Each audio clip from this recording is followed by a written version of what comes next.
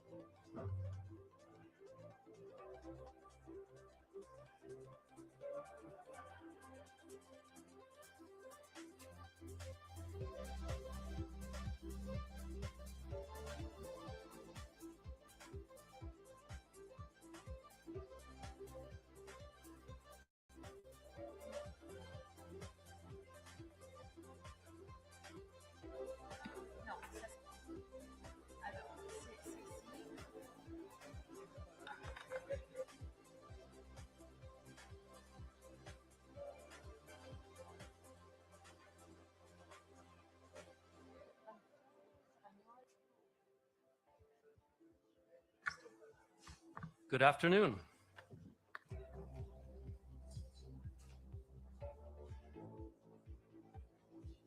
Can I ask you to take your seats, please, those who are standing? Good afternoon, everyone. Excellencies, distinguished co-chairs, distinguished guests, and colleagues. Good afternoon and welcome to this thematic breakout cluster focused on bridging AI divides. My name is Robert Opp. I'm the Chief Digital Officer and the Director of the Digital AI and Innovation Team at the United Nations Development Programme. It is a pleasure to be one of your MCs for this afternoon, together with my colleague, Loretta Hibert-Girardet from UN Disaster Risk Reduction. I'm very pleased to be here today, especially in this session that is focused on an issue that is top priority for UNDP. 2026 is truly turning into a turning point for how the world responds to AI. This session is about bridging the AI divide, and there are likely many AI divides. We in particular see a divide around access, which is affordable and available access to compute power, capacity and skills, other things. And we see a divide around adoption as well, which is where AI is already entering countries through procurement systems, through other vendors, and outstripping and outpacing the ability of institutions to keep pace. And therefore, the divide around adoption is how we ensure that AI is safely and inclusively adopted at a country level. So in our work with more than 170 countries, UNDP sees that AI is evolving from a technology conversation to an implementation and systems challenge, underscoring the importance of capacity building and good digital foundations. Before we move forward with an amazing lineup of speakers and distinguished guests, I want to turn to my colleague Loretta for her opening remarks. Thank you very much. Excellencies, distinguished co-chairs, distinguished guests, colleagues, ladies and gentlemen, good afternoon. So as mentioned, my name is Loretta Hibert-Girardet. I'm the Chief of Risk Knowledge at the United Nations Office for Disaster Risk Reduction. Together with my colleague, Robert Opp, we are very pleased to support this session as the UN Interagency Working Group on AI co-leads and MCs for Thematic Cluster 2. Bridging AI divides is more than simply expanding access to AI. It is about strengthening the conditions that enable countries, communities, and stakeholders not only to use AI, but also to develop adapt, evaluate, and govern the technology in ways that respond to their own needs and realities. From a disaster risk reduction perspective, AI is already beginning to transform how we understand, anticipate, and reduce disaster risks, from risk assessment and early warning systems to risk-informed investments and actions with direct implications for public safety and the protection of critical infrastructure and services. Now, this creates an important opportunity to accelerate progress, but it also reinforces the need for sustained capacity strengthening and technology transfer, particularly in developing countries. AI cannot substitute for strong institutions, trusted data systems, local expertise, community engagement, or accountable decision-making. Nor should countries become dependent on technologies that cannot be interrogated, adapted, or governed. The priority, therefore, is not simply to deploy AI tools, but to ensure that countries have the digital infrastructure, institutional capacity, technical skills, and governance frameworks, as well as locally led solutions needed to use AI responsibly, safely, and effectively. So today's discussion is therefore both timely and necessary. The task before us is to identify what it will take to build the foundations needed for inclusive AI development, deployment, and governance across different contexts. So I look very forward to the conversations ahead and to hearing the priorities and solutions that emerge from these exchanges. And with this, I hand back over to Robert, who will invite our distinguished thematic cluster co-chairs for their opening remarks. Thank you very much, Loretta.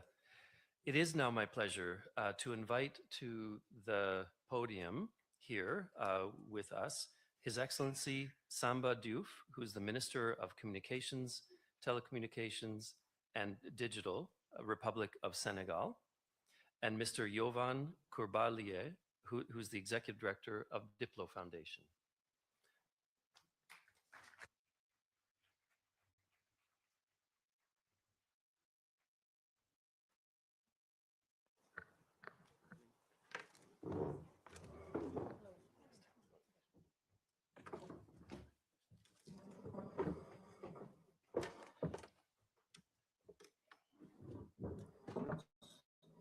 Minister, you have the floor when ready.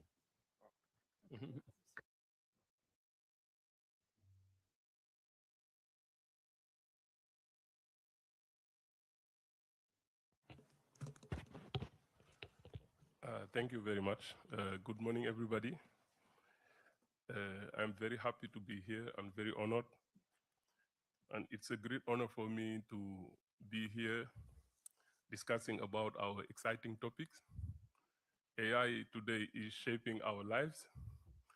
AI is shaping and driving our destiny. So we should be aligned on this.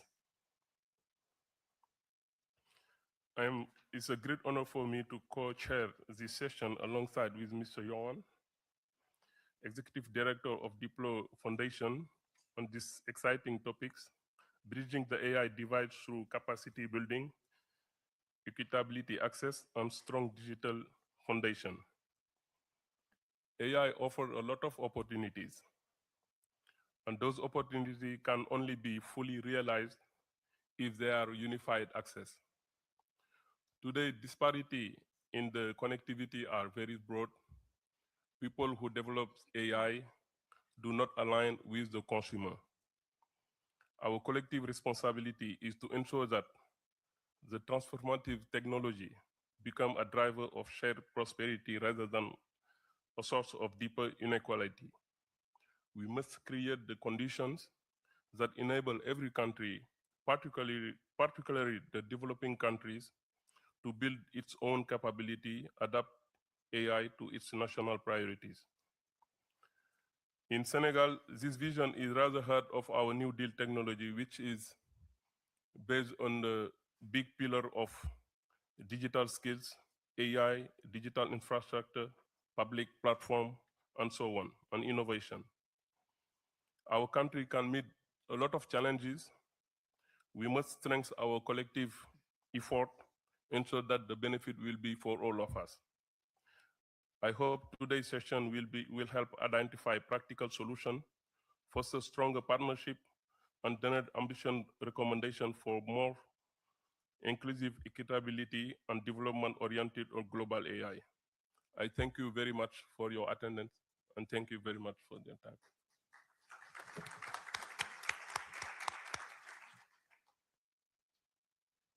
Thank you very much, Minister. Mr. Kobalia. Thank you. Thank you very much. Good afternoon. I'm really honored today to chair today's session with Minister Diouf Samba. When I was preparing for the session, I thought that we are lucky because we have to deal with a topic which is a concern of many. Education, writing essays, plagiarism, divides, cognitive, and all sorts of divides. Therefore, our discussion is, if you walk outside the Palexpo, is of concern of people in Palexpo, people in Senegal, people in Japan, Balkans, everywhere. Now, what is the underlying, in this 2 minutes intro, which I'm asked to make, what is the underlying point? AI is about knowledge. And I'm insisting, not data, knowledge. AI is created of knowledge of all people who lived before us, from Shakespeare, Dostoevsky, to Goethe, to great Ubuntu tradition of Africa, oral tradition. Therefore, this is the first aspect of knowledge. Second aspect of knowledge is that we are generating knowledge. Today, 500 of us in this room will generate some knowledge, insights, reflections, ideas. And this is excitement of both this point and topic that we cover. Let us finish today's session with new insights, new ideas, new knowledge created for many people, communities, citizens, and countries that are waiting for answers. From education to divides, cognitive, knowledge, and other divides. Therefore, topic is important. It is a great moment in time.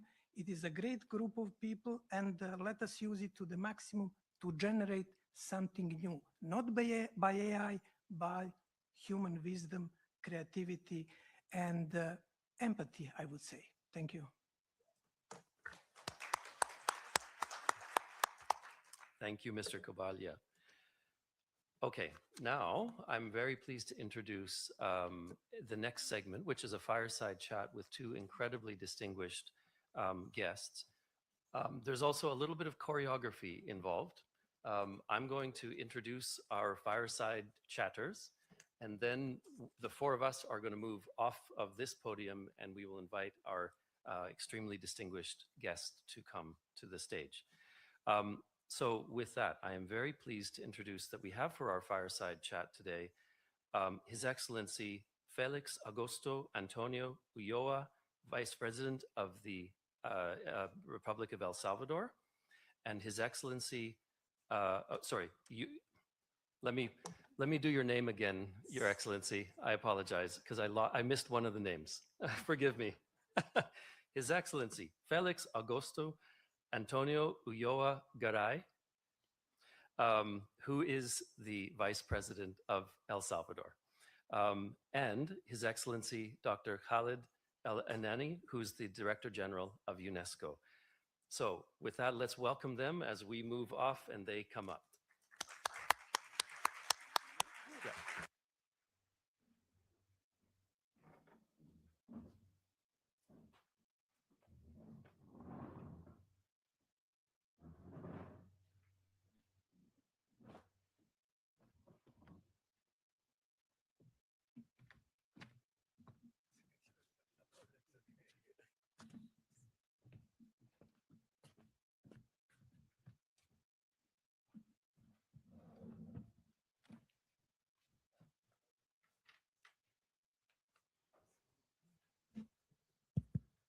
Si vous permettez, je commence. Your Excellency, Mr. Vice President, Your Excellencies, it gives me a great pleasure to be with you today and to meet again. I had the pleasure of welcoming you in Paris last February, and we had a very fruitful meeting once again this morning. I'm the new Director General of UNESCO, and I can tell you that more than 70% of my invitation that I'm receiving in any panel, it's on AI. UNESCO is very well known for culture, for heritage, for some aspect of the education. But the positive surprise when I joined UNESCO last November that I had 9 assistant director general. 4 of them are dedicated to science, natural science, social and human science, ocean, theoretical physics. So science is very much present at UNESCO. We look to science from the lens of human rights, that every people, every community had the right to participate, to get benefit, and to share, including AI, of course, having in mind to respect the human dignity, contributing to peace and sustainable development. Our objective is to make AI ethical, inclusive, and safe. To do this, we cannot without bridging the challenge, bridging the gap. And the gaps are many, including connectivity, infrastructure, skills, and legal frameworks. If you allow me, Your Excellency, I'll be sharing with you in a few minutes what UNESCO is doing now with AI. First, we are a global standard setter. Our 194 member state adopted in 2021 the first worldwide recommendation on ethics of AI. And now it's our turn to turn from principles to implementation. We are working with the government, with the private sector, with the civil society to implement. Maybe I'm coming back to your very successful experience in your country. Capacity building, which is a very important topic that we cover. During the last few years, we organized more than training programs and tools for more than 50,000 civil servant and the judicial actors all over the world in 192 countries. Inclusion and equality are very important for us. Everyone should benefit from AI, particularly women, youth, Africa, and small island and developing states. Now, with my colleagues in the communication information sector, we are thinking launching soon a new instrument, normative instrument on youth in the era of AI. How we can use in the very positive way this social media, this online gaming and AI with our teenagers and youth. And by the way, recently, a couple of weeks ago, we published a very small booklet at UNESCO with our friends Climi in France. It's a guide for parents, how to accompany the teenagers and the youth on social media and in the AI era. UNESCO also has a very, very big network across the globe, about more than 1,140 UNESCO chairs, 142 category 2 centers, experts, academia, civil society, and a big number of private sector partners. Through the Spark AI Alliance, we connect 53 schools of public administration and partner institutions in 116 countries. And we are very happy to serve with ITU, the Secretariat, for this very important dialogue that we launched today. Education for us is the cornerstone.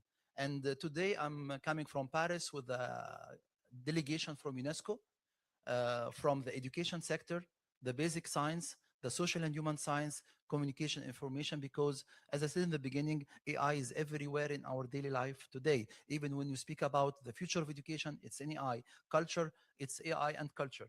So education is the cornerstone. We believe that every country has the right to have well-prepared teachers, curricula, institutions, and skills. Our focus is on STEM, and we launched 2 months ago in Shanghai, China, our iSTEM. It's the International Institute for STEM Education, with the priority on women and global South. Our first priority are teachers. In 2030, the world will need 44 million teachers. So we hope that AI can complement the work of teachers, not replace the teacher. We developed AI competency frameworks from teachers and students, already used in more than 60 countries. And now we are moving from guidance to scale with the Varki Foundation.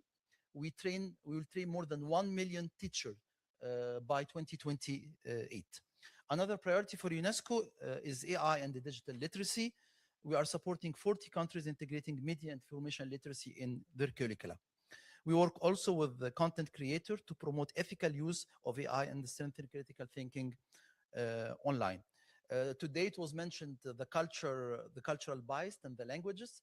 So this is a priority for UNESCO because only very few dominant languages dominate the cultural reference, excluding many communities. And we promote many projects, including initiatives such as the English Kiswahili AI Dictionary. And tomorrow we are celebrating at UNESCO the Kiswahili Language Day. Turning to you now, Your Excellency, Mr. Vice President, can you share with us some of the flagship AI initiatives in your country that are delivering tangible benefits for your citizens and that may serve as an inspiration for others around the world? I know that you had created an agency, you have your legal new law, and recently RAM report, but maybe I keep RAM for the other part of the question. Thank you.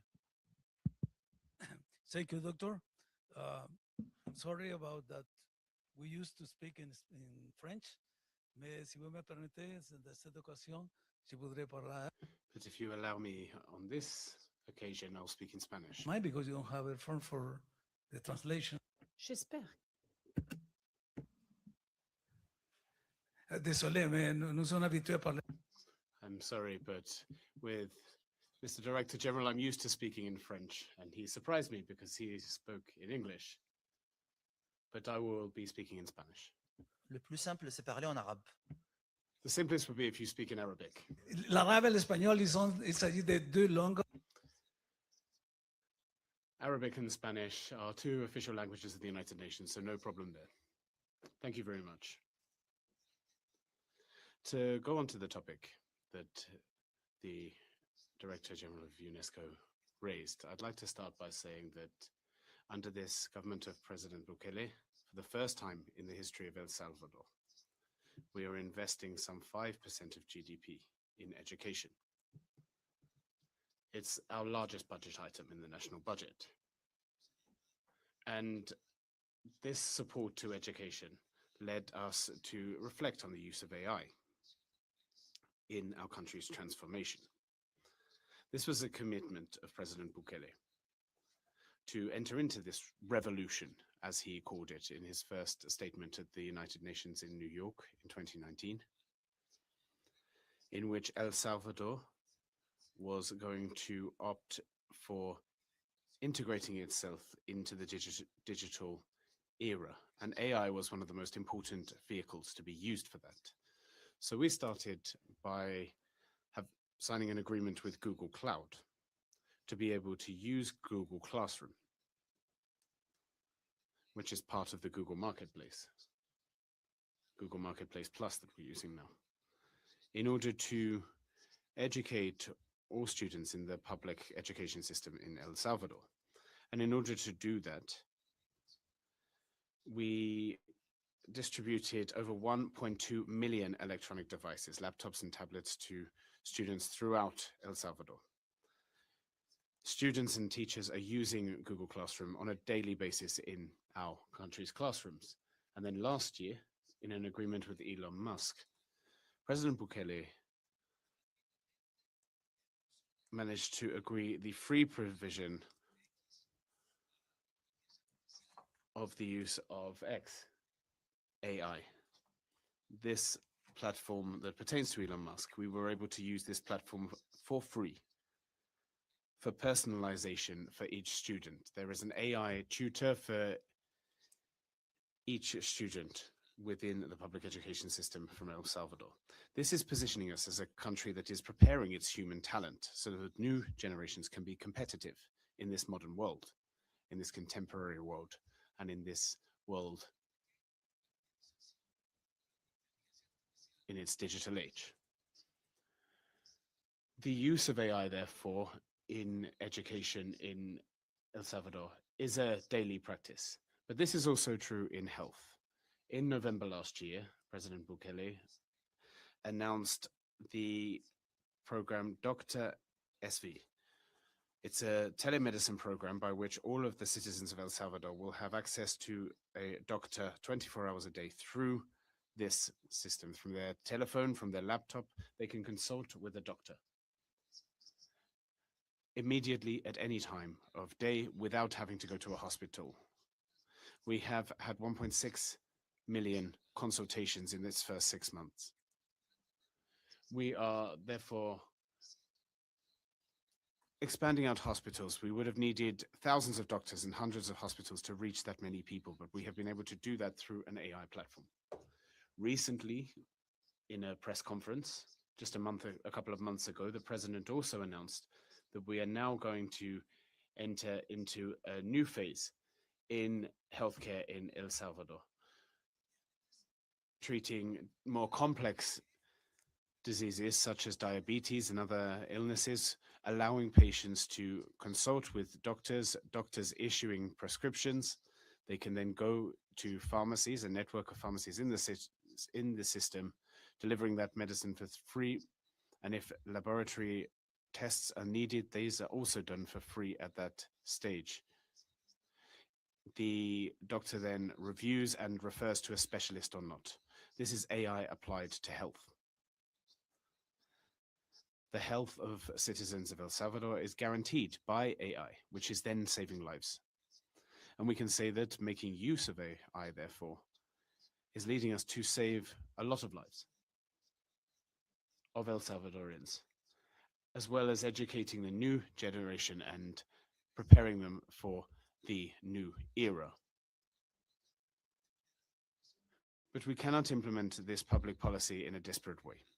And so we established the National AI Agency. There is a whole normative ecosystem in El Salvador based on our constitution and a normative corpus which consists of 4 laws. The AI and Technology Promotion Act, which established the National Artificial Intelligence Agency, the Data Protection Act, the Cybersecurity Act, and the Act promoting robotics technologies. These are 4 laws that drew up from our founding principles, which inspired the Republic. And this inspires our implementation of AI in our country. Responsible innovation, competitiveness, transparency, human oversight, non-exclusion, participation of the private sector. These are some of our founding principles on which we have built our AI policy, with a series of instruments from AI laboratories, training centers, academia, universities, sandboxes, through to a series of instruments applied across our institutions that are leading the way in AI. And this has an impact on the whole institutional framework, Ministry of Health, of Education, of Agriculture, because we are using this in agriculture. Justice also. I was speaking today with the doctor about this possibility to start a school for training of judges, because justice and the justice system are also moving toward the application of AI for extra certainty and security in hearings. The public prosecutor, all of the institutions in our government that are making use of AI now. So this is why I wanted to share our current status and how far we have managed to go with AI in El Salvador to date.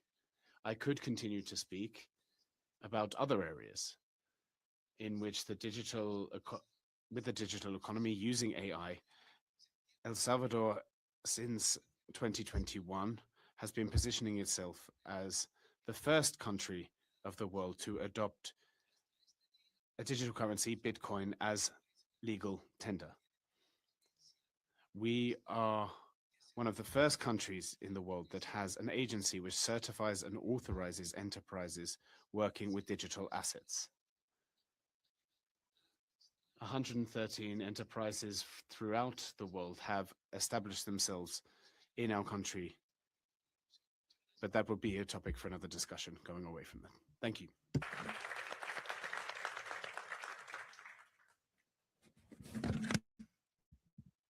Monsieur le Vice-Président.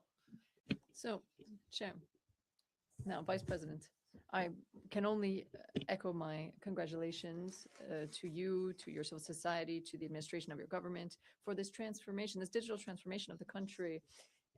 AI, which is genuinely serving the people, this is an incarnation of exactly how AI can serve local populations. And I know that my colleagues with your teams have worked hand in hand closely over the last few months in order to launch the RAM report. This is a report which is a two-step report. It has to do with the local authorities and to assess to what extent they're ready for the rollout, the implementation of ethical principles on AI, on infrastructure competencies, laws, and also identifying the priorities for the country and how they can move forward. And at this time, there are some 80 different countries throughout the world who are working with UNESCO. They've either finished the process or they're in the process, they're finishing it. And so I think on the 18th of June last, your country published this report, the RAM report. Could you please share with us your experience and if there are any lessons to be learned for the future? Go ahead, sir. Pour ceux qui ne With pleasure. For those who don't know the RAM concept, RAM stands for Readiness Assessment Methodology. That means that this is a methodology to assess the situation. And UNESCO, together with other partners, assess the status of readiness. I'd like to thank UNESCO, first of all, for having given us a perfect score, 100 out of 100.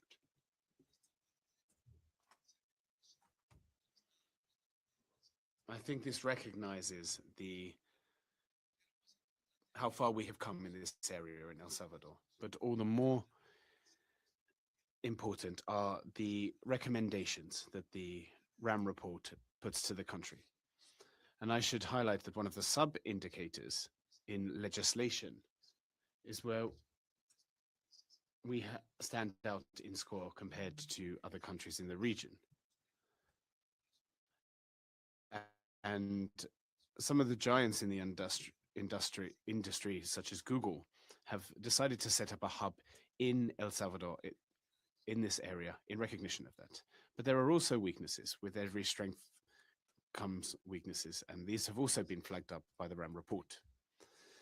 One is the gap between the use of these tools in rural and in urban areas. And we really do have to ramp up work in rural areas. We saw this when we started to roll out Google Classroom in schools. El Salvador is a small country in terms of landmass, but there are mountainous areas where connectivity is low. And we were seeing with students, we'd give a laptop and they'd start to play games because they couldn't connect. They started to play solitaire. So we tried to find solutions to this. And one was white space, a kind of router that the local governments the town halls were contracting in order to provide coverage in a limited area. This was a limited solution. Then we saw President Bukele and Elon Musk discuss and establish Starlink. And this has allowed us to connect across the country. And so we were able to take advantage of that in order to bridge that gap, to close that gap that RAM flagged up as an issue. Also, women's empowerment and ensuring increased participation of women, and all the more emphasis on rural women. Youth as well. We spoke with the doctor in a bilateral meeting how our government could use all necessary tools, expertise, everything available academically that UNESCO has in order to address these gaps. The gap that exists in some of our country's sectors. Although we have been making great efforts to fill those gaps, we still have a lot to learn. And one of the fundamental principles that our country is working with is emphasis on international cooperation. And here we listen to UNESCO, we will take that to our president and we will see what is available to close those gaps that have been flagged up by UNESCO's RAM report. Thank you.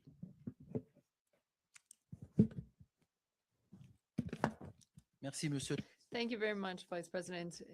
It's actually that last point, which is very important, international cooperation, as you said, because the opportunities provided by AI that we all know with the challenges that come with it, I think that it outpaces any institution, any single government. No one alone would be able to overcome these difficulties, these challenges of AI. I think that international cooperation is therefore essential. It's the missing link. And for us in the UN family, we have a major responsibility working between agencies. And we have this beautiful testimony of it through the dialogue. We're going to continue in our UN family to do that through the specialized agencies, through the different country offices of the UN, in order to work closely with governments, with civil society, with the private sector, with scientists from around the world, to make sure that we have AI which is for people, all people, with no exception. I thank you very much, Vice President, Your Excellency. I thank you, ladies and gentlemen. I wish you an excellent working session.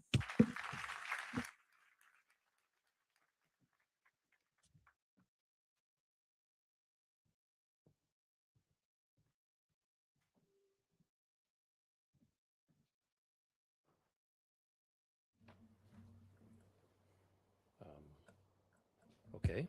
Aha. Well, that was fascinating. I want to thank very much our distinguished representatives for the fireside chat, His Excellency the Vice President and the Director General. I thought that the insights around what is going on nationally in El Salvador was particularly valuable. And of course, it is a pleasure of the UN to work with many partner countries around the world on these kinds of issues. I want to transition us now into the next couple of segments for the discussion this afternoon. It's going to be a series of 2 moderated panels, and we'll do one, and then we'll ask the co-chairs to come up and moderate a bit of discussion, and then we'll do the second panel, and then the same moderation. For the first panel, it's really a pleasure to invite my friend Chico Gital.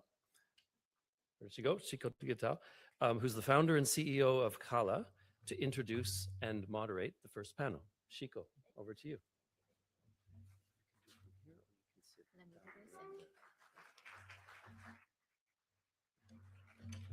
Because I'm short, I will do that. Good afternoon. Aish, good afternoon. Some energy. It's the first day of the conference. Good afternoon, everyone.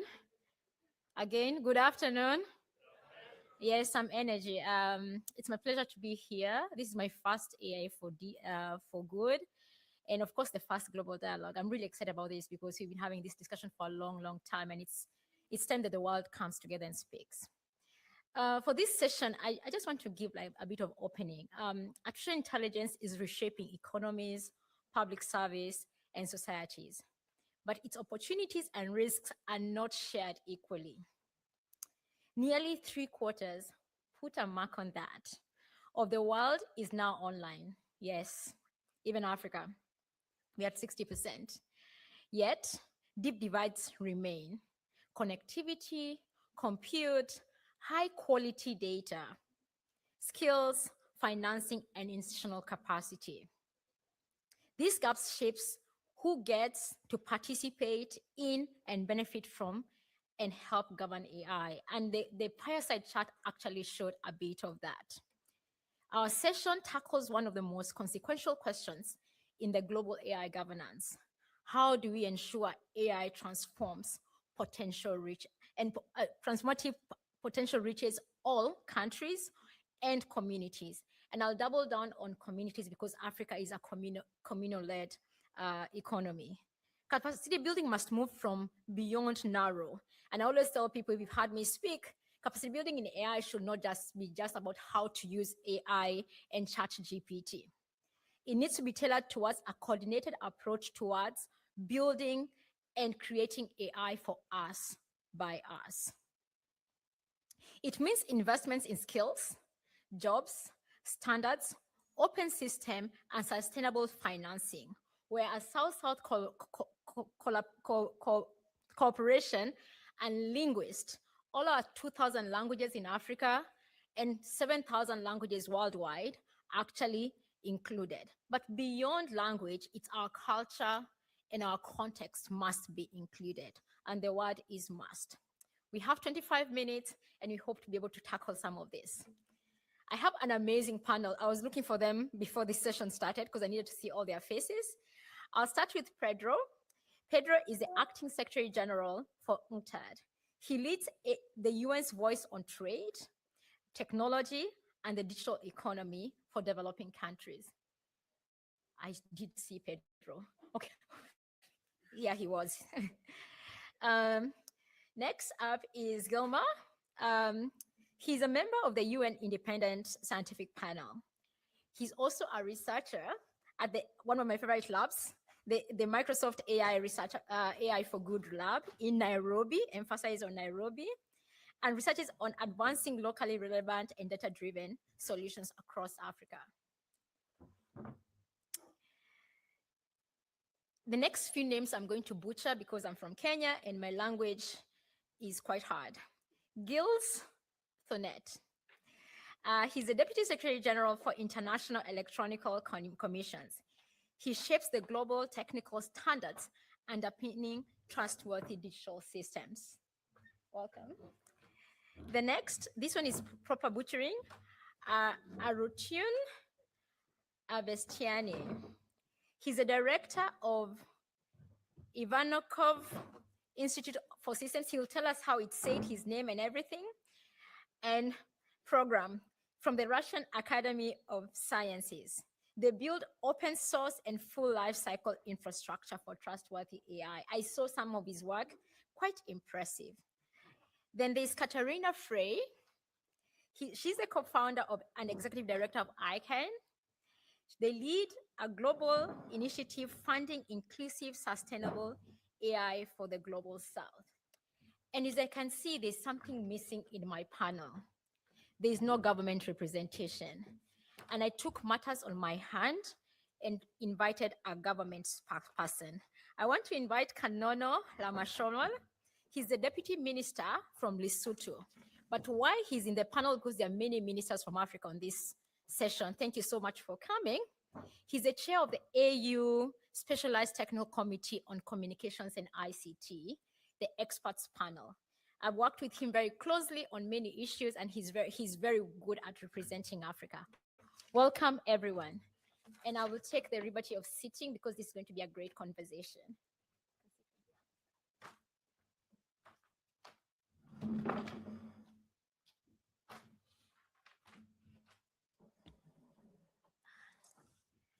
So, as I mentioned, this is the scene setting session. We want to be able to talk about capacity building beyond learning ChatGPT.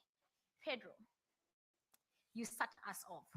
We talk a lot about AI divide, yeah? From UNCTAD's perspective, what does that divide actually mean? Define for us divide, yeah? And is it widening or narrowing? And how do we close it is the most important question. Thank you, Chico. Vice President, es un placer participar en un It's a pleasure to participate. Again, it's a privilege to address this global dialogue, and let me go straight to the point. I will try to go very briefly the divide from the investment perspective and from the cooperation perspective. On the investment perspective, I mean, to understand the AI divide, follow the money. Mm-hmm. We are living through what may become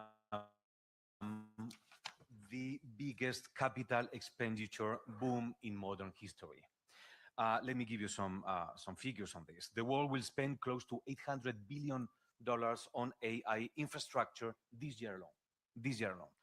Cumulative spending will approach 8 trillion by the end of the decade. Memory chips are sold out through 2027. Companies are installing their own gas turbines at their data centers to power their own electricity. And strategic sectors like AI, semiconductors, critical minerals, clean energy now take half of all new investment in the world. Just to give you a reference, 5 years ago, they took 20%. now is half of all new investment in the world. But the geography of this boom is, as you can imagine, and that's why we are talking about divide, is narrow. Two economies hosts the majority of AI and semiconductor investments. Just 100 companies account for 40% of global corporate research and development. And of course, least developed and lower middle income countries capture only 10% of strategic sector investments, half the share they capture in other industries. So as you can see, the barriers compound each other. A data center needs reliable power, water for cooling, high bandwidth connectivity, technical skills, and predictable data governance all at once in the same place. Miss one of those, and the investment goes elsewhere else. So this investment divergence is upstream from all the AI divides, and in a capex boom this large, it can have huge effects down the line. This is some money I will maybe cover if we have time later, the cooperation aspects, where it's not a question of money, it's a question of time. Okay. And from what I'm hearing from you, like, follow the money. There is no money in parts of the world to be able to invest in this AI, which is pretty sad. So, Kanono, you are the chair of the experts group for the AU. From a national and a regional perspective, what conscience lets developing countries participate as AI consumers and co-creators? I need you to cover both. We are consuming right now, but we want to be co-creators. Every session I've gone today where there's an African minister speaking and a developing South-South minister speaking, they all want to be co-creators. But given what Pedro has painted, that looks like a very sad state of affair. How do we get there? Thank you, Chigo. Excellencies, colleagues. For us as a nation, we now understand that we have to meet some basic conditions like affordable connectivity. What we have learned in the past is that connectivity alone is not enough. In Lesotho, we have 100% connectivity, but only 50% of the people have access to internet. We also realized that reliable power is also very critical, because some people have to walk distances just to charge their mobile phone. Of course, you talked about how do developing countries become consumers of AI and co-creators. One of the basic conditions is the digital skills, access to compute. What we have realized as the main barriers,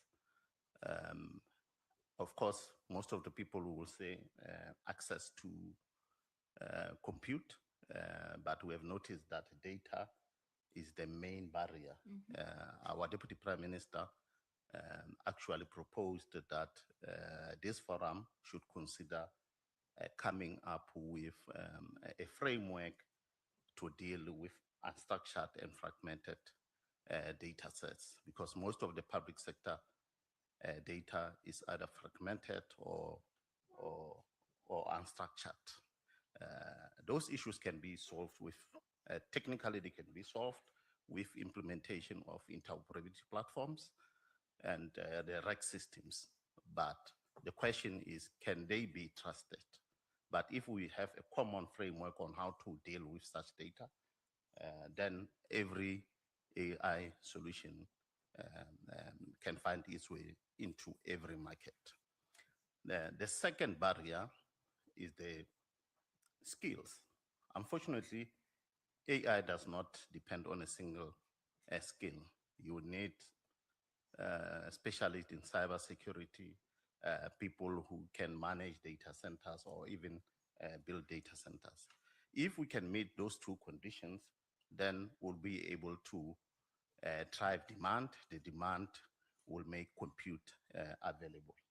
What we have seen working in our environment is the investment in digital public infrastructure and open source. Just last week, we participated in the Open Source Week in New York, where our developers interacted with their counterparts from across the world to learn and to network.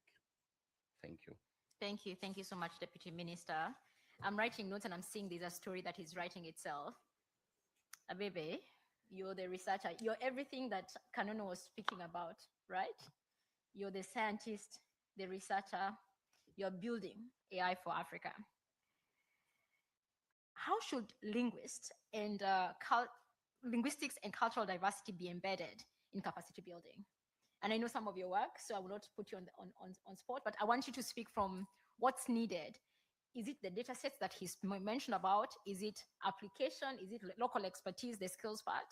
Is it standards and frameworks that he's talked about? We need AI to serve our world. And I'm very specific to our world because it's serving other worlds. How do you make it happen? Yeah. Thanks, Shiko. As you've probably seen in our preliminary report, which is in your chair, we had one liner that says, for AI to be successful, context is important. And we said actually context decides outcome, because we all are here with the agreement that AI is here, the technology is here, we could see what's possible. And ideally, we want to create an outcome which is positive, equally distributed across the region and populations. And for that to happen, of course, you need beyond the technology, who access it, how we adopt it into existing workflows across institutions, how that diffuse into different sectors that would potentially make a positive impact. Beyond the technology, to achieve that impact, what's very important is the context.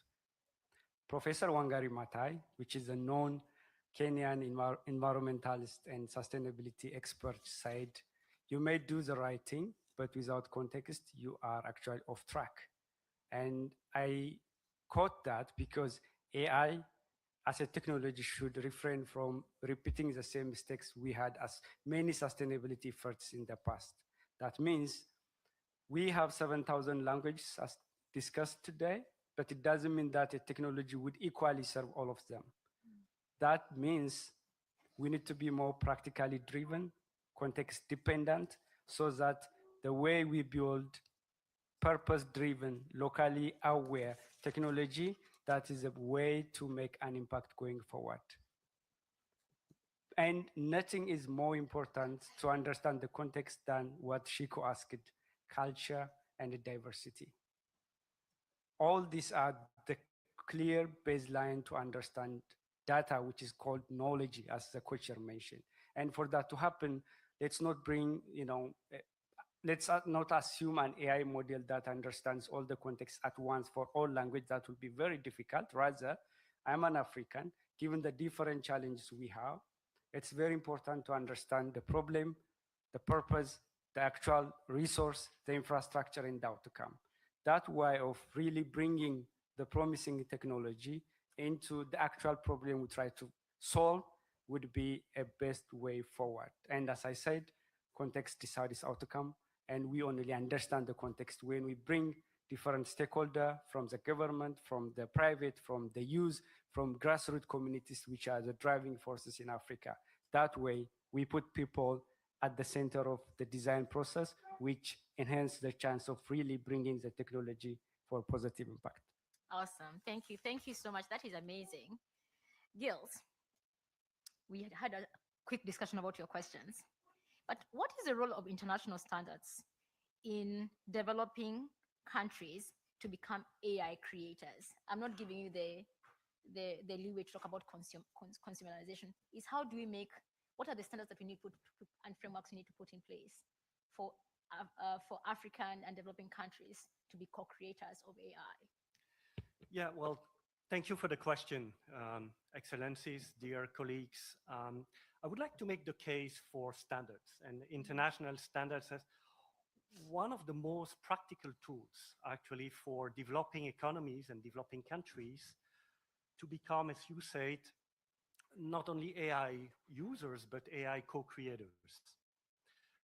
But let me start by how we see the AI governance landscape. We see it in 5 normative layers, starting with the international law, international soft law, national law, international standards, and then the normative power of what is possible technologically speaking, which is mostly shaped by the private sector. So the international standards actually form the link between those layers.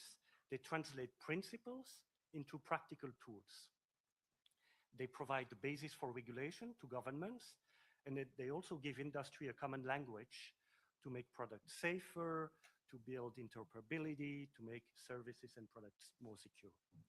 So because the standards are developed by consensus, every country has an equal seat at the table, regardless of their economic size and regardless of whether they have a big AI industry or not.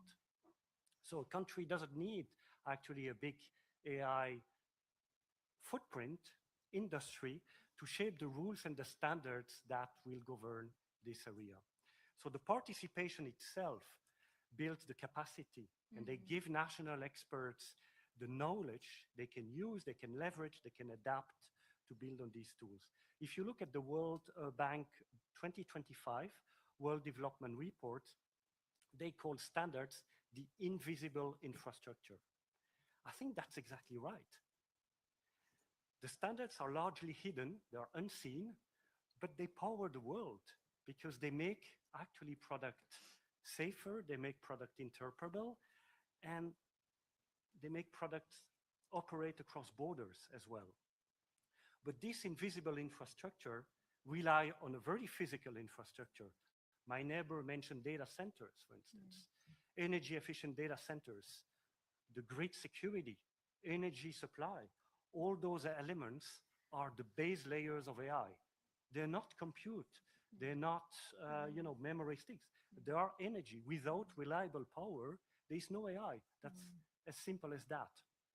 So that's why standards are a really powerful bridge to co-create, and in particular also for developing countries, because the developers of AI, they don't start from scratch. They can leverage the collective experience we have in the standardization community. So at the IEC, we are committed to keep strengthening the participation of developing countries. We have training programs, we have dedicated actions. And actually, if we look at our AI standardization committee that we operate jointly with ISO, more than a third of participating countries come from developing economies. So that's already a milestone. So I therefore encourage all the nations actually present here to participate, to connect with the international standards community, and to make your voice heard. That's really an investment in the invisible infrastructure that holds everything together, including AI. Awesome. I like that. That's a beautiful case. So Artun, as you tell us how to say your name and the name of your organization, is the idea, everybody's talking about data, energy and things, but nobody has touched about trust. Yeah. And especially in a shared infrastructure, we talked about, somebody mentioned about DPI. So my question to you is, we know no single a country can build an entire trustworthy AI stack, secure, benchmarked, verified, all these things. How can open shared infrastructure, such as the international repository that you mentioned in your deck, help developing countries become genuine co-creators, while each country develops common standards, building to, from what he said, to its own legal and cultural context? Thank you for the question. I'm very glad to be here today, and really very interesting that several years scientists send message that trust is most important than each other question. But we need several years, even in the AI area, not 1 month, but maybe more than 5 years for achieving this kind of meeting. Thank you. Thank you. It's very good. But let me speech 1-2 minutes by Russian. Mm. Is it possible? Okay. Я I will speak in Russian. The Russian language is one of the international cooperation languages, and I do cherish the hope that in the future AI will make it possible that we can each speak in our native language and that we understand each other without any issues. When I was a small child, for example, there was a fantasy film of the Soviet Union where that actually took place. People were standing next to each other and they were able to speak their native languages and everyone understood each other. There were no barriers. So today, I hope that even smaller languages will be covered by AI. Now, with regard to the subject and the question that was asked, well, in order to respond to any challenges, what's important here is to understand what problem we are facing. So over the last decade, what's been really actively developing is security life cycle, as it's called. And we're of the one of those who are developing that critically and trying to make sure our country is independent in that sphere. Over the last few years, we have seen that AI is presenting principally new challenges, which are not just data center issues, right? Not just, we need also new results analysis mechanisms, but also it impacts social development, deep fakes, of course, elections. And today, throughout the entire day, what we've heard is a number of examples of that and other impacts. Now, what I would like to say here is that for our country, we have a toolkit of technologies, and it's demonstrated that we can't just have individual campaigns, but or individual countries, we need to work together. So of course, the few years ahead will be an open range for us to work on this. Firstly, I think we need to fix at the UN level and perhaps at today's meetings level, and this is a great meeting for this, we have to understand if there are some sort of open models and open codes should be equally accessible to any student, any university throughout the world. The second point is that we need to have institutes which, and at a standardized level, we enshrine the fact that we work together on everything that links with security, because it's not just one tool, right? Today, you can open any tool on the internet, but if you deploy it, you don't have enough security, you don't have enough knowledge to do that. It's a whole gamut of issues. And so we have to recognize this difficulty. One app is only one solution as part of this discussion, and it's just one that I'm mentioning here. We have many more, but is when dealing with AI, we're trying to, I'm sure you've seen in China, in the US, and also in Russia, we have to have labels, special labels, and we'll see that develop over the future, because we have to have equitable access, no matter the size of a company, the size of a country. That's the only way forward for humanity to develop, because this is a global challenge. Once again, it's a global challenge, ladies and gentlemen. So it's a very important point. And another point I wanted to raise is that, and it's personally for me an important one, is that despite the fact that we're calling for singular standards for all nations to work together, and there's cultural specificities of each country needs to solve those issues themselves, because we can have a single standard, but everyone has their own culture, right? We need to take into account the cultural specificities, the cultural richness of each individual nation. There are different understandings here. For example, we heard from Saudi Arabia or Europe, Brazil, Russia. Everybody has their own cultural specificities, right? Their own culture.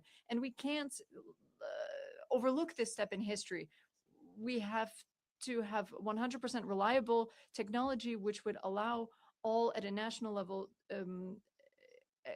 each individual country to solve the challenges that it's facing uniquely. Thank you very much. Thank you so much for that. And to our last speaker, Katerina, I mean, we had a really interesting conversation with her. Is how do we create sustainable and locally anchored private and public sector capacity building initiatives? And it's this locally anchored part that I'd love to hear from you. And then we need to talk, all of us at some point, maybe not here, on how to finance everything we've spoken about. Yes. Thank you so much. I feel I'm actually repeating what my neighbor has already said. I'm not so sure about you because it was so quick. I'm afraid I couldn't understand every single one of it. Now, allow me to maybe close the panel as well by saying that I think AI, and it has been said before, is moving so quick. Then I think we also need very agile networks. So at ICANN, so at the International Computation and AI Network, what we have tried since 2.5 years now is really to connect the different actors because there's so much already out there. Many of it has been mentioned by my previous speakers, but what you basically need is you need access to large, very powerful compute. You need access to knowledge or qualitative data sets. And very importantly, you also need access to experts, both domain, but also AI experts. And our members are all academic partners. I think that's also important. Sometimes when you have global divides, it's helpful to work amongst researchers. We do have member states like the Switzerland and also the Finnish Foreign Ministry have been patrons, I don't know how you say that in English, of ICANN, but it's basically we connect, demand, and offer. So allow me to give me 2 or 3 examples. One is our founding members are Data Science Africa. You have mentioned in the African continent, grassroots networks are very important. Deep learning in DABA, we're discussing as well. So they have led work on AI weather forecasting systems for the farming communities. In this case specifically, they didn't have access to sufficient amount of compute. We have linked them to the Swiss supercomputing centers, and then they created a fantastic research collaboration that then needs into direct impact locally. If we move around from countries, I think we're here at the UN. Also, the UN organizations have needs. Sometimes they want to have their own independent solution, maybe not being depending on one specific hyperscaler. So we have also, with the support of the Swiss Foreign Ministry, we had just launched 2 months ago a program for the UN organizations, specifically the ones in Geneva, and we were completely overrun. So basically what we did, we linked different UN organizations, I think yours as well, to researchers from the whole ICANN network, which is basically from the African continent, from the European continent, and in Asia we have 1 member so far, the NTU Singapore, and you see there's a huge demand of co-creating your own AI solutions. I could continue. I think we have to end, but I think if you allow me to also reach out to the room, you've seen Latin America is not being represented yet, so we would be more than happy to have also academic partners from Latin America, Middle East, and other parts of the world. Thank you so much. Thank you so much, everyone. So to just give a quick summary, we said follow the money. Connectivity, power, data, and skills are important. Context, I love that sentence. Context decides outcomes.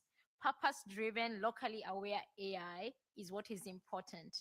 The case for standardization, participation creates capacity. I loved that line. And I got the last part of the Russian translation, and it said we must push for equitable access. Trustworthy takes time. Trust takes time, and that's something I think the AI world needs to understand is trust creation takes time. And then you finished with we have to start with the grassroots. Thank you very much, everyone, and thank you very much, my panel.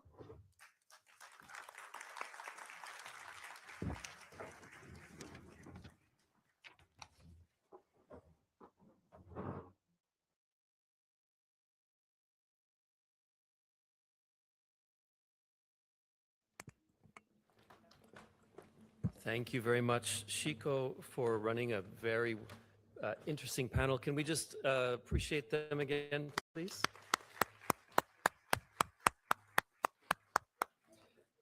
Great. Now, my pleasure. I think we're starting to get into this issue of AI divides. I mentioned at the beginning there are many AI divides, and we're starting to hear some of those come out of the panel, and I expect that we'll continue to hear about those as we move into this next session, or next part of the session, which is the moderated discussion. And it's my pleasure to invite again our co-chairs to come sit at the podium at the front, His Excellency Minister Diouf and Mr. Jovan Kurbalia.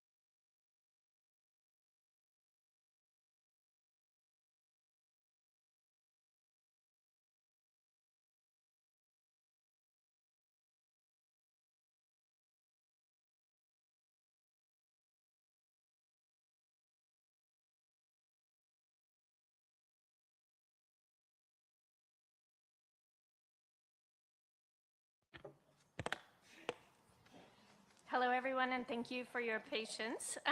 We will now facilitate interventions for this segment. Statements will be delivered based on the speakers list established through inscription that was made available on the UN Global Dialogue on AI website. Please note that in the interest of promoting broad participation from stakeholders, we will proceed with one representative from a member state and one representative from other stakeholders, and we will alternate back and forth. All speakers will be invited to intervene from the floor where you are seated when you are called upon. Please use the microphones that are available at the desk. Alternatively, if you are not seated at a microphone, you may make use of the center stand mic that is in the aisle here as you enter the room. The e-delegate list is now closed, and any changes to that list must be communicated to the secretariat in the room that's next to the podium. Very importantly, a timer has been set and is visible on the screens here. We ask that all speakers respect the allotted time so that the largest possible number of speakers may be accommodated during this segment. Thank you very much, and I now turn it over to our distinguished co-chairs. Thank you so much. So let's move to our high-level government speakers. And I would invite our representative from South Africa, Deputy Minister, Communication of Digital Technologies. Thank you, Chairperson, Excellencies, distinguished guests, delegates, ladies and gentlemen. South Africa welcomes the opportunity to contribute to this important discussion. Artificial intelligence is arguably the defining technology of our time. However, the benefits of AI will not be shared equitably unless we address the deep inequalities that continue to characterize the global digital landscape. As South Africa, we believe that AI must be a force for inclusive development, economic transformation, and social progress. To achieve this, we must first close the gaps that prevent many countries and communities from participating meaningfully in the AI ecosystem. The first priority is digital infrastructure. AI cannot flourish where there is limited connectivity, insufficient broadband access, unreliable electricity, or inadequate computing resources. Investment in universal connectivity, data infrastructure, cloud computing capacity, and digital public infrastructure must therefore be viewed as essential enablers of AI adoption. The second priority is human capacity development. The success of AI will ultimately depend on people, and we must invest in skills as developing countries require not only AI users, but also AI developers, researchers, entrepreneurs, policymakers capable of shaping the future of this technology. South Africa's approach places significant emphasis on the strengthening AI skills across government, industry, academia, and society. The third priority is access to data, computing resources, and innovation opportunities. Today, many developing nations face constraints in accessing data sets, computational infrastructure, and financing needed to build local AI solutions. If left unaddressed, these inequalities risk concentrating AI innovation in a small number of countries and corporations. We therefore support greater international cooperation, partnership, knowledge sharing, and investment mechanisms that enable broader participation in the AI economy. Equally important is ensuring that AI reflects the diversity of the world's people. Building local data sets and supporting indigenous innovations are critical to ensuring that AI solutions are relevant, effective, and inclusive. Bridging the AI divide is not only a matter of technology, it is a matter of fairness, opportunity, and sustainable development. Our country believes that no country should be left behind in the AI era. We therefore call for strengthened global cooperation.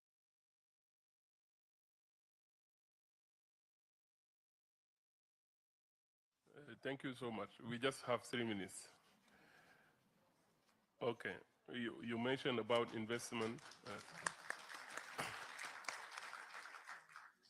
You mentioned about investment, human capacity development, access to data. All this, we are aligned on this vision, and for sure we'll take care about it.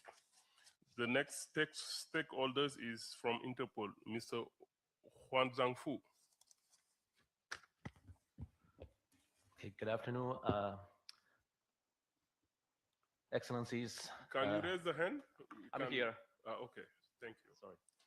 Excellencies, distinguished delegates, ladies and gentlemen, it is my great honor to be part of this dialogue. So, you know, AI is rapidly transforming every aspect of the society, including the way law enforcement protects communities and combats increasingly sophisticated crime. Yet, as AI capabilities advance, AI literacy and readiness among law enforcement agencies vary considerably across countries. Bridging the AI divide is therefore not only a technological challenge, but also a capacity building imperative. So at Interpol, we believe that effective AI adoption begins with knowledge, trust, and responsible governance. Technology alone is not enough. Law enforcement agencies should have the skills to understand AI's opportunities and limitations, the governance frameworks to deploy it responsibly, and the confidence to use it in ways that uphold the rule of law and public trust. These are the foundations for meaningful and sustainable AI adoption. Together with UN partners unequal, Interpol has been actively supporting this objective. In 2024, we jointly published the revised toolkit of responsible AI innovation in law enforcement, providing practical guidance for police agencies around the world to adopt AI in a lawful and responsible manner. Building on this foundation, Interpol and unequal are currently implementing the EU-funded AI project, which seeks to further embed responsible AI innovation across the global law enforcement community. One of its key outcomes is the development of practical training programs that strengthen institutional and human capacities. To support this effort, we launched the TRAIL e-learning program, training on responsible AI innovation in law enforcement, which is freely accessible through Interpol's learning platform for law enforcement in all member countries. We also delivered webinars and in-person training programs to officers from different regions, helping translate principles into operational practice, including CARICOM, CIPO, OSCE, just to name a few. Looking ahead, we remain committed to working closely with the United Nations, member countries, academia, and industry to strengthen global AI capacities for law enforcement. By sharing knowledge, developing practical guidance, and fostering international cooperation, we can help ensure that AI becomes a force for safer communities and stronger international cooperation. Because bridging the AI divide is not simply about expanding access to technology. It is about empowering people and institutions to use AI responsibly, effectively, and with trust. Thank you. Thank you. Thank you for bringing us institutional capacity building as important, also safety and trust as a critical aspect. Our next speaker is Her Excellency Niam Smith, Minister of State at Department of Enterprise, Ireland. Please raise your hand and please go ahead. Excellencies, distinguished co-chairs, distinguished guests, ladies and gentlemen. AI presents a significant opportunity to drive human development and economic growth, enabling individuals and communities to fully participate in economic, social, cultural, and civic life in the ways encapsulated in the SDGs. But we see the benefits of digital technologies are often not experienced equitably, either within societies or between nations globally. If left unregulated, AI risks exacerbating these divides. Governments, businesses of all sizes, workers, civil society, and communities must all be empowered to understand and consider how AI will affect us, so that together we can shape its trajectory. In Ireland, we are working to ensure that all citizens, communities, and small businesses have the digital skills needed to thrive, as well as equitable access to technology, essential public services, and high speed broadband. Our national digital and AI strategy targets socioeconomic, enterprise, and geographic divides through infrastructure investments, business supports, digital literacy, and other initiatives. It aims to ensure that SMEs remain competitive, to empower citizens to access and to engage with technology developments, and to guarantee equitable access to essential public services. Internationally, we must recognise the potential benefits of AI are not universally available, and countries with less developed AI infrastructure often have less influence over how AI is governed, even when the impacts on their populations are significant. Open sourced and open weight AI models can play an important role in widening access to AI capabilities, supporting local innovation, language diversity, digital sovereignty, and access to open AI models expands governance frameworks must also evolve. Ireland has a focus on inclusive, multi-stakeholder models of governance, which are risk-based and take a human-centric and human rights-based approach. No single entity, whether government, tech company, academia, or civil society, can alone navigate the complex societal and ethical impacts of AI. The UN can provide a critical platform for the digital cooperation, the global digital cooperation we need to address these urgent questions. All voices need to be included in the conversation on global AI governance to ensure that technology is safe, equitable, accessible, and inclusive. The Pact for the Future affirms that bridging digital divides is essential in achieving SDGs' thriving progress and growth, and allowing individuals and communities to fully participate in society. Within digital divides must be addressed urgently through meaningful global participation.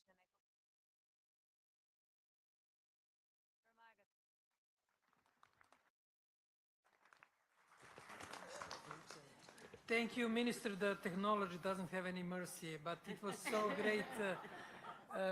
It's so great to hear from you. Ireland is an important player and hub of data and digital developments, and for bringing, for example, issue of open source on open weights, which is one of the topics that will be covered. Our next speaker is coming from Banjul, my former students from Joko Labs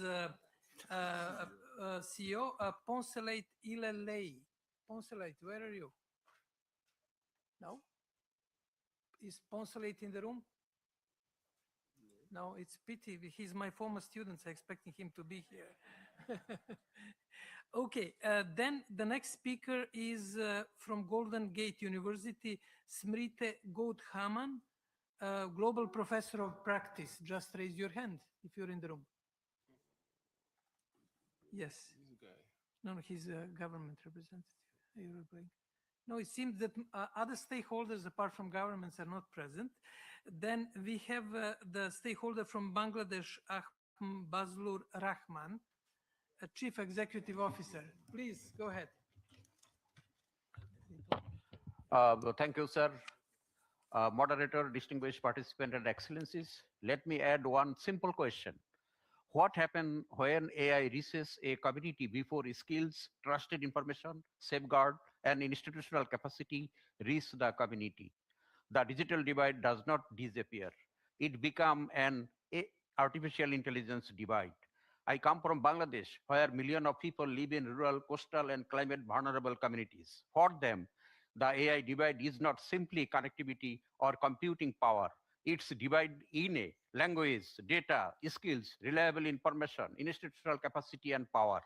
The problem is too much AI capacity building is still treat developing countries and communities mainly as user and consumer of technology. But our ambition must be greater. This is the real AI capacity gap. It is not only technology gap, it is an institutional gap, it's a language gap, it's a financial gap, and it's ultimately a power gap in line with the political gap. So I propose three concrete priorities for the international community. First, build locally anchor AI capacity ecosystem.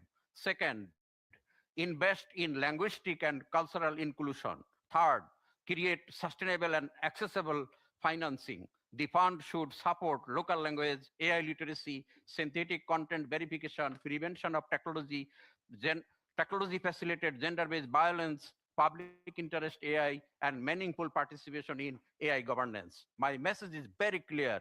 Access without capacity creates a dependency.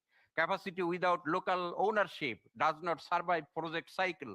And AI governance without linguistic culture and community participation will reproduce a very divide we are here to bridge. AI should not simply reach communities. Thank you, sir.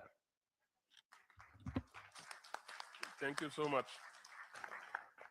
Our next representative is Her Excellency, His Excellency from Japan, Yohi Onishi from Japan. Excellencies, it is my great honor to have this opportunity to deliver a statement on behalf of the government of Japan. AI has significant potential to contribute to the achievement of sustainable development goals, including by promoting economic growth, enhancing productivity, improving education and healthcare services, and addressing disaster risk reduction and climate change. However, the benefits of AI are not enjoyed equally around the world. Many countries face challenges in terms of human resource capacity, computing resources and data, institutional development, and digital infrastructure. We must not allow disparities in AI utilization capabilities to give rise to a new digital divide. Japan is co-creating a safe, secure, and trustworthy AI ecosystem with the Global South through international cooperation based on trust.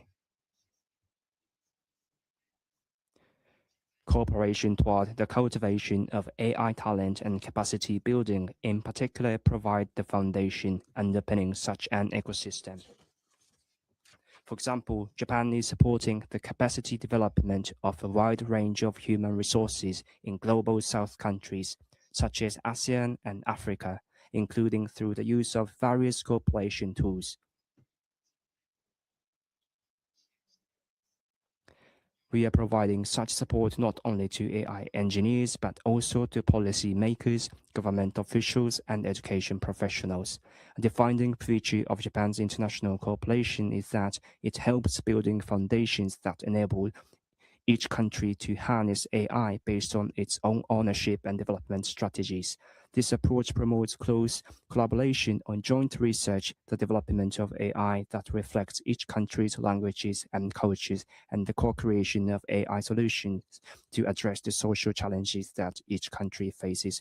Achieving concrete results requires the engagement of multi-stakeholders, including the private sector and academia. Japan welcomes the participation of a diverse range of stakeholders in this global dialogue. Japan will continue to deepen cooperation with all stakeholders and work on co-creating AI ecosystems tailored to the realities of each country and region.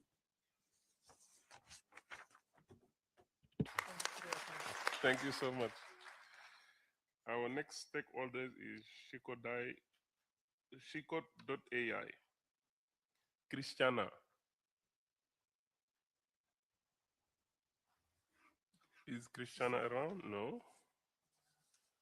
The next one is from Moscow. Anna Abramova. Anna is not around.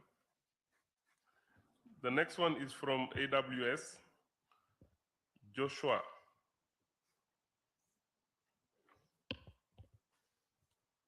Mr. Joshua, not here. So the next one is from DPGA, Leah Gimpel. Leah is not around. So where are you guys? The next one is from NetHope, Michelle Parker. Michelle is not around as well. So the other one is from UN Permanent Forum, Walt Ernest Trest. Oh, she's over there. I am. Fortunately.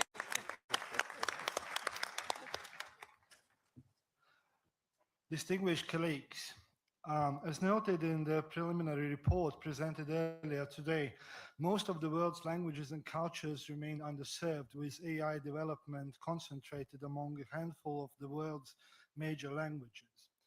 The report also finds that of the 7,000 languages, just 1,000 have the foundation needed for meaningful inclusion in AI systems. To put it differently, 6,000 language communities, the absolute majority of the world's linguistic and cultural diversity, lack those foundations. These are communities that already face severe challenges, the majority of them indigenous or speaking languages that are severely or critically endangered. The report points to another more alarming aspect. While AI develops at unprecedented speed, the performance gap between dominant and underrepresented languages persists and is not narrowing. This means there is a critical barrier that those 6,000 language communities cannot overcome alone. In addition to critical lack of resources and attention, one critical obstacle stands out. Developing AI for such communities is methodologically distinct. The common assumption that AI can be developed for large user groups and then scaled down does not hold, because the building blocks, data ecosystems, and usage patterns of these communities differ from mainstream ones. Despite their number, a critical lack of knowledge remains about the methodology of building AI for such languages and cultures. This is a systemic issue that goes beyond AI and technology alone.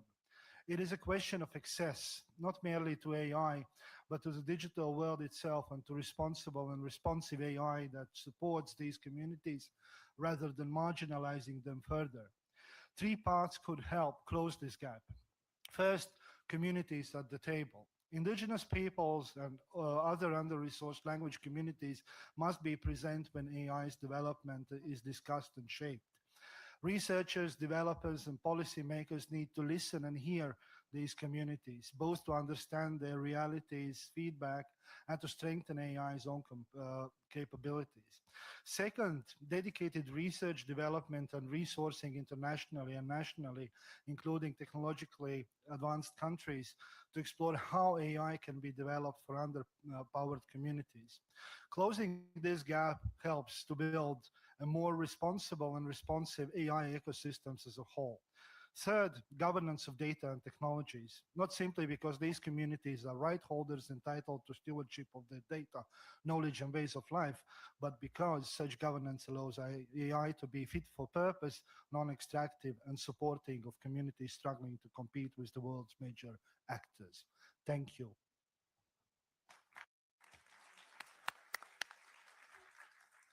Thank you for reminding us of the relevance of indigenous communities and knowledge, which is probably not codified in texts, books, big writings, but equally important, especially wisdom of those communities. And I think it's a reminder for all of us that this knowledge is critical for not only for them, but also for the humanity as a whole.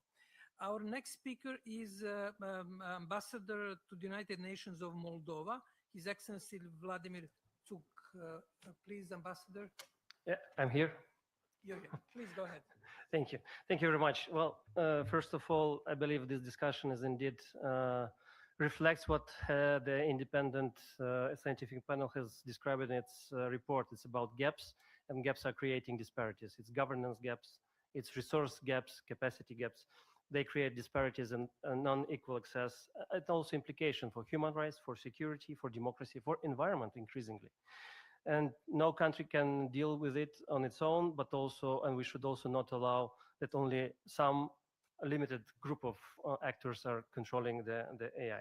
I think these are the general principles which are pretty much supported by everyone in the room. So we believe this dialogue is very timely, and we hope this will go and lead to a concrete outcome. My country, Republic of Moldova, is the advocate and the supporter of global governance of AI. We've shown it in the Council of Europe when we were among the proposers of the first framework convention on democracy, human rights, rule of law, and AI, and we were among the earliest signatures of this. We also adhere to the UNESCO recommendation on ethics of AI, and we will be promoting human rights-based approach to AI during our Human Rights Council membership, but also in our current presence in UNESCO Executive Board. We're also EU candidate countries, and we are working now on adopting our legislation to EU, so transposing EU AI Act, and we will create an agency. We will follow up with the program. We have undergone the UNESCO readiness assessment report, and what it discovered that yes, we have an ecosystem, it's developing, but we lack the capacity. It's in public sector, in private sector, in academia. So the lack of capacity is an issue, not for some areas, not only for Global South, also for Europe, for many countries. It's an issue which we would like to compensate. So that is why we believe that capacity building, investing should be at the core of AI dialogue and AI cooperation, international cooperation. So that is how it will make AI less disruptive and more transformative. This is what we should aim at. We welcome the announcement that the next AI dialogue will be in May next year in New York. So we hope really the discussion there will become more practical, focused on initiatives to bridge the capacity gap. And I believe one of the takeaways which we can suggest for your outcome for this discussion, invest in public-private partnerships. The private companies, their own, mostly now AI government are regulating. We need the partnership, and we need everyone on board, and all the stakeholders as well on board and at the table, voicing their concerns and proposals. Thank you very much. Thank you, Ambassador, for this timely reminder that capacity is needed everywhere, not only in developing countries, but in many developed countries, in institutions, and that this concern is shared across societies worldwide.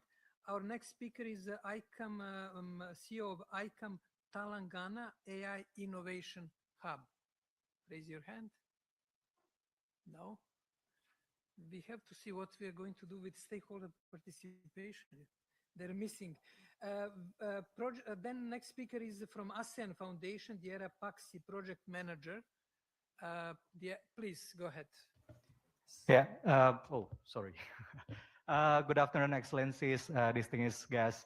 My name is Dira. I'm currently serving as a project manager for AI Ready ASEAN program, one of the largest AI initiative across ASEAN. To date, we aim to empower around 5.5 million individuals, comprises of youth, parents, and also educators, through 6 key initiatives, such as awareness raising on AI, development of platform, training of trainers, policy roundtable discussion, and also development of the research and outlook.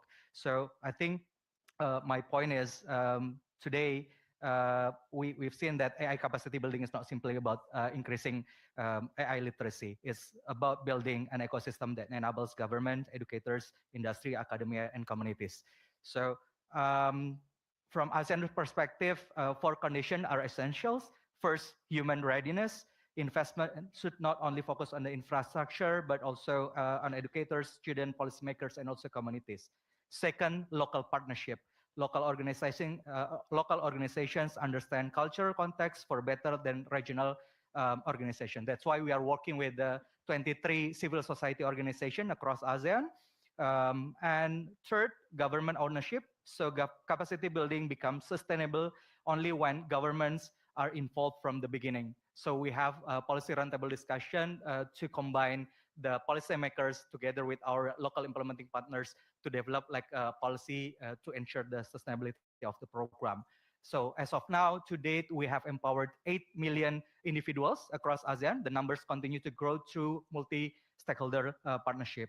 So I think based on our recommendation, we recognize human readiness as a core pillar of AI governance alongside innovation, safety, and regulations, while we need to also promote regional multi-stakeholder partnership that combine government, academia, industry, civil society to deliver locally relevant AI capacity building. This is the one that we have built so far. And lastly, invest in sustainable education ecosystem that strengthen not only the people, but also specifically to the teachers, students, institutions, policymakers, rather than focusing on the short-term AI training. So thank you so much, Excellency. So yeah. Thank you so much. So we're gonna have another two speakers before moving to the second panel. So from Her Excellency from Bangladesh, Nahida. Thank you, Chair. Excellencies, distinguished delegates. Bridging the AI divide is ultimately about bridging the development divide. If AI is to become a force for sustainable development, it must be accessible, inclusive, and governed in a manner that upholds human rights and places people at the center. The AI revolution should accelerate development, not deepen existing inequalities. It must empower all people, regardless of nationality, ethnicity, gender, age, or income. AI must benefit everyone through education, employment, entrepreneurship, and innovation. Bangladesh is investing in digital foundations to accelerate inclusive development. Government is taking initiatives to make mobile internet one of the most affordable in the world. Through more than 239 million mobile financial service accounts, we are expanding financial inclusion. Our digital public infrastructure is enabling innovation in health, agriculture, education, disaster response, and social protection. Yet, infrastructure alone is not the answer. Frontier AI requires enormous computing power and investment, while AI talent remains concentrated in a handful of technology hubs. Most AI models are trained on data, languages, and context from the global north, often producing biased outcomes. Distinguished delegates, allow me to propose a few actionable pathways. First, democratize access to AI. We should operationalize the proposed global fund on AI and establish concessional pathways for LDCs to access AI compute and frontier technologies. Second, invest in building lightweight, affordable, resource-efficient, open-source AI models trained in diverse languages, data, culture, and contexts of Global South to democratize technology and prevent digital exclusion. Third, invest in people and local innovation. We should establish local AI innovation hubs, strengthen AI skills, support startups in developing countries. Fourth, ensure meaningful representation of LDCs in global AI governance and standard-setting bodies. LDCs must become co-authors of global AI governance rather than recipients of decisions made elsewhere. Finally, for Bangladesh and many developing countries, implementing the aspirations of the Global Digital Compact is a key development imperative. With the pro-development and inclusive governance ecosystem, AI can augment human capabilities, create decent work, and raise productivity rather than replacing human judgment. Thank you. Thank you. Thank you so much. I really like this sentence when you're saying AI must be benefit for everyone. I really like these sentences. We cannot have AI without internet access. So our government should invest and ask people, especially for operators, to invest on the access, the universal access. Our next stakeholder is Xinhua Lao School, Wei Xingsheng. It's not here. The next one is the smart city, Crystal Ann. Crystal is here. Yes. Thank you, co-chairs. Thank you, Your Excellencies. Most sessions frame AI and digital divides as a pipeline problem, more skilling, more training, and more capacity building. But we believe that that particular framing is incomplete. We at Smart City have trained over 400,000 Filipinos across 60 plus local government units in the Philippines. And I would say that the pipeline is rarely empty. What the pipeline thinking misses is what happens after the training. So what are the three gaps the pipeline training doesn't capture? Number one, absorption.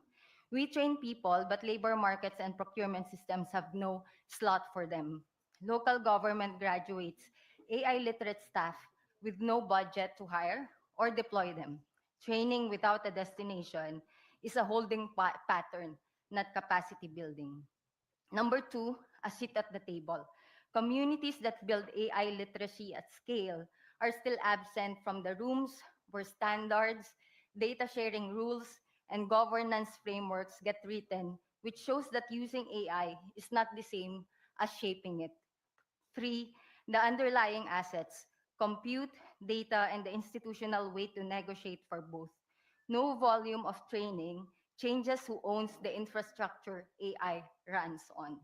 With this, we believe that bridging AI divides or digital divide per se is not a training problem with a training solution. It is a power and access problem. Calling it a pipeline issue let us declare success once training numbers look good, while the structural question stay unanswered. For the co-chair summary and for this room summary, three priorities I would like to put forward. Number one, tie capacity building to financing and to absorption as well. Jobs, procurement, enterprise pathways, and not only completions. Guarantee implementing communities a formal seat in AI standard setting. And number three, treat compute and data access as core to capacity building and not just adjacent to it. Thank you very much. Thank you very much. So we're gonna let our panelists, the second panelist, okay, to come here. So after that, we'll come for this last round. Thank you.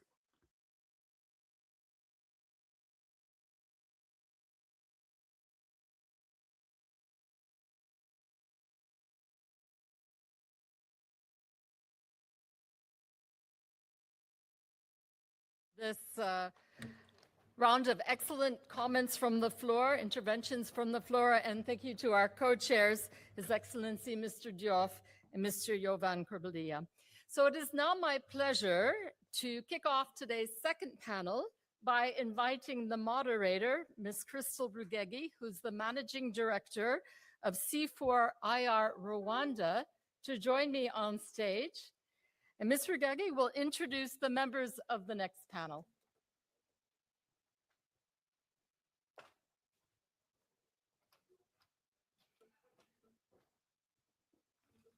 Thank you very much.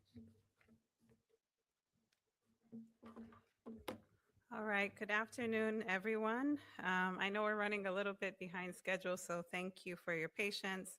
As she mentioned, my name is Crystal Rujeje. I'm the Managing Director of the Rwanda Center for the Fourth Industrial Revolution, and it's my honor to serve as the moderator today. So as we heard earlier, you know, the first panel was really touching on mapping the barriers and really seeing what does it take to bridge the AI divides. And I think this afternoon in our panel, what we want to do is really touch on the solutions. What will it take to actually close those gaps? So that's what we'll be doing over the next 25 minutes. If you'll allow me to introduce my esteemed panelists, I hope they're all in the room. I'm looking for some of them. But starting with His Excellency Sid Ali Zuraki, Minister of Post and Telecommunications of Algeria, you're most welcome. Ambassador Eugenio Vargas Garcia, Brazil's Ambassador for Technology and Innovation. You're most welcome, Ambassador. Professor Vukosi Marivate, he's one of the members of the Independent International Scientific Panel on AI that we heard from this morning. Alessandra Sala, Senior Director at Shutterstock and Global President of Women in AI. You're most welcome. And lastly, but not least, Urvashi Aneja, Founder and Director of Digital Futures Lab. Please join me in welcoming them.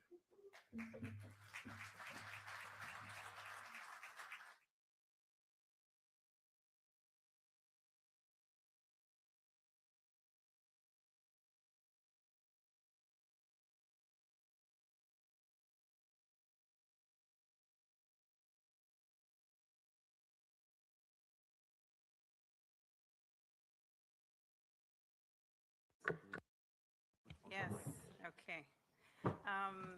So welcome again to our panelists. So, Your Excellency, I will start with you. You know, Algeria has made digital foundations a national priority, and we really commend you on that, you know, from connectivity to data infrastructure and skills.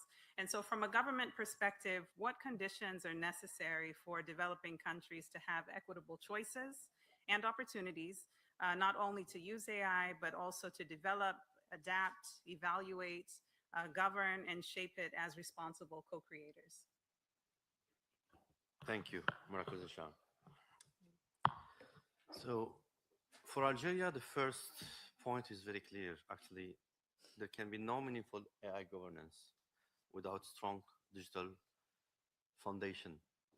In fact, if a country does not have connectivity, does not have trusted data governance, cybersecurity, digital skills, cloud capacity or capability, research and development, access to computing capacity, it will be asked to govern a technology that it cannot be fully shaped by this same country.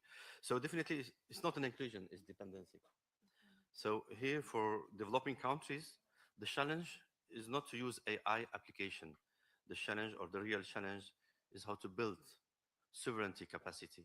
We can see today how AI is guiding us. We are following it. So most of the country, and today, there's only 2 countries that are building AI or shaping the AI, while all other countries are just following the trend, with my respect to each one, everyone. So adapting national priorities is a must. Evaluating the risk and protect citizens is our priority also. Practice and having standards and governance framework that will shape the future of the future generation. Thank you, Your Excellency. I'd like to turn next to Urvashi from the Digital Futures Lab. You know, at your lab, you've studied how AI actually lands in the societies of the global majority and often beyond the headline numbers. And so, you know, we often frame the AI divide in terms of compute, connectivity, and skills. And from your work, is there a divide that we're not paying enough attention to? Can shed light on that. Thank you, and thank you for inviting me to be on this panel.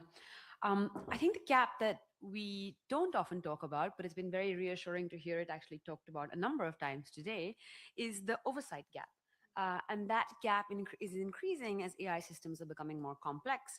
And this space of oversight is also something that is being routinely underinvested in the global south by governments, by funders, by development agencies, even as we push ahead with integrating AI into critical social sectors. And this gap, this oversight gap, I think runs at various levels. At the level of the state, evaluation, procurement standards, incident reporting, continuous monitoring, all of these remain underinvested areas.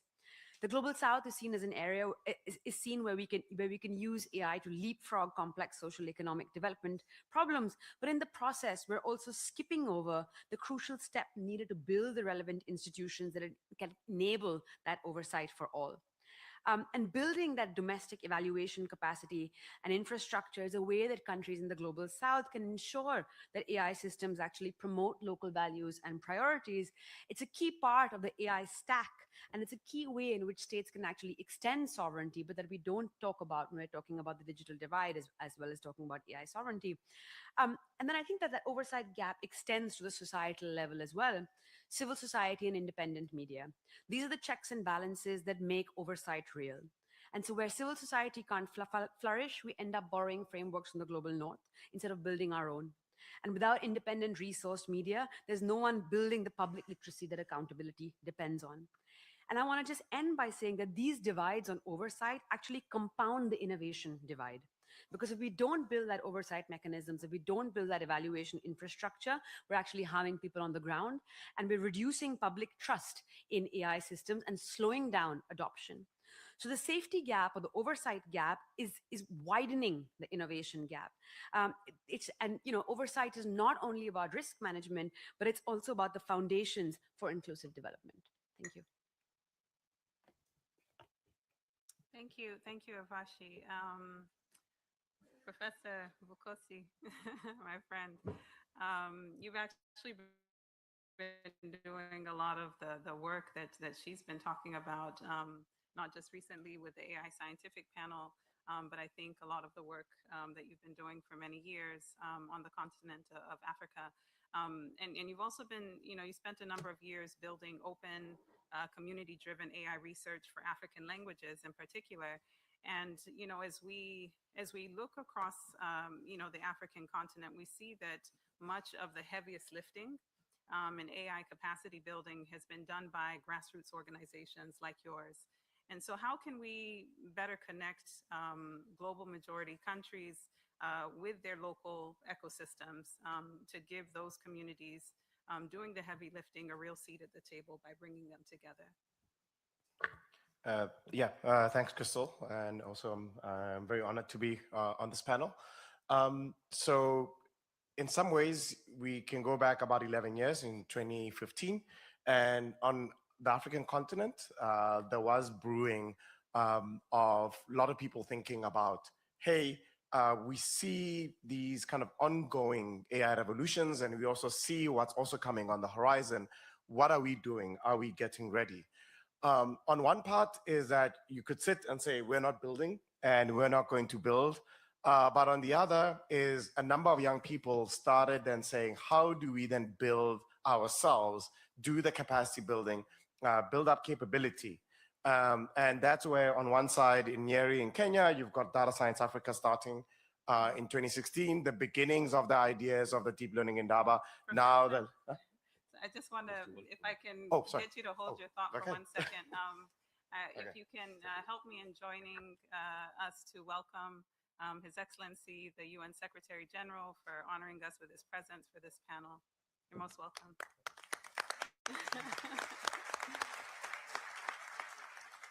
Yes, so if I can invite you to complete your thought, Thank you.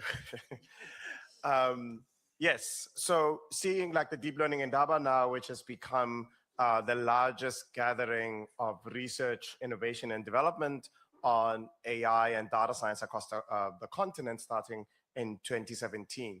The thing I would suggest is on two sides. On one, for policymakers to engage with these communities. There's many of them, but they do work in tandem to try and create a space where if you have young people, remembering that Africa, half the population is 19 or younger, right? They're looking for what are going to be the skills of the future.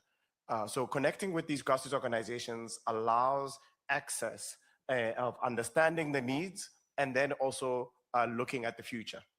For the researchers and developers, academics, on the other side is you also must be involved in the policymaking. I applied to be part of this AI panel because of that, of knowing that, yes, I might be one of the co-founders of the deep learning in Daba, but I left it. I left as a board member at the end of last year, hoping that then I would be accepted to be on the panel to take up my next responsibility for the continent. But these are things that people should be doing so that we can reduce that gap in understanding and enable more and more of using what we have. To the point I wanted to say to the minister, we have an Indaba X Algeria, and I am hoping after this you will connect to that community that is based in Algeria, really doing so that you can see people are building in Algeria as well. Yeah. Thanks, Fukosi. I'd like to turn next to Alessandra. You champion the human side of these divides, and that means the skills and the workforce that's really behind this technology.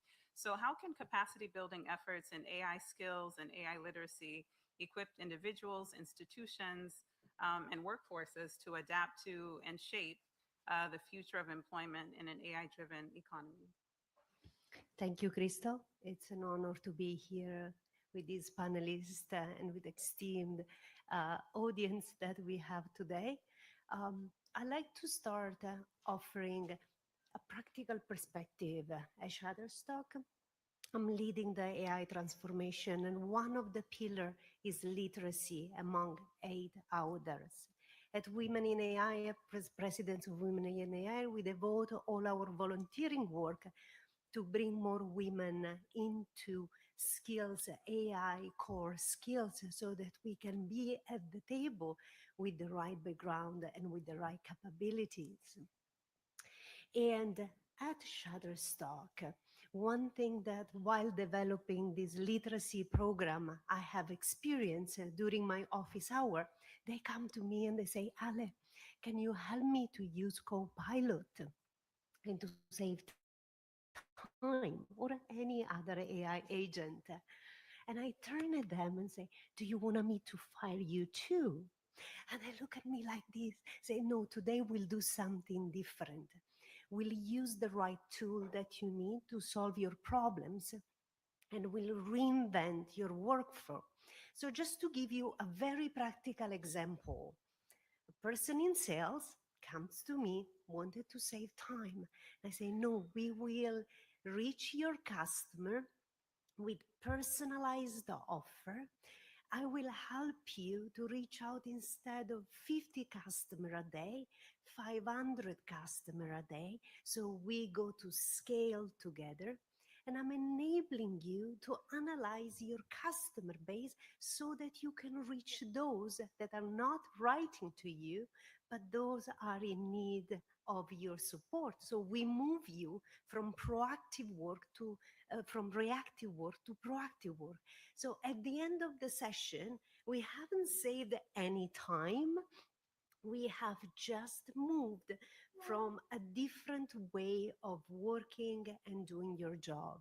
Why am I sharing this story? Because we should, as a leader in this room and in government, think that AI can be used to replace employees and save time, and just follow these stories and this narrative that we have today, or think critically and design the workforce that we want to achieve. Each of us as an employer has a purpose, and we can augment, empower, and strengthen that purpose, and therefore creating a society, creating a workforce that it works for all. Thank you. Thank you, Alessandra. Ambassador, if I can turn to you. Brazil has championed AI cooperation through several multilateral fora. And from that experience, what does it take for international cooperation to give developing countries equitable choices and opportunities to use and adapt AI and shape it in their context, so they're not just consumers, but also co-creators? Thank you. Thank you for the invitation. I'm glad to be here. Yeah, as you mentioned, actable choices, because I think we could perhaps think of digital sovereignty as something important to allow developing countries in particular to make sovereign choices about how they can invest, adopt, or have a more proactive role in AI development. Because I think it was said before that mastering the full AI stack is not for everyone. Maybe 2 countries in the world would perhaps be in a position to do so if this means complete self-sufficiency.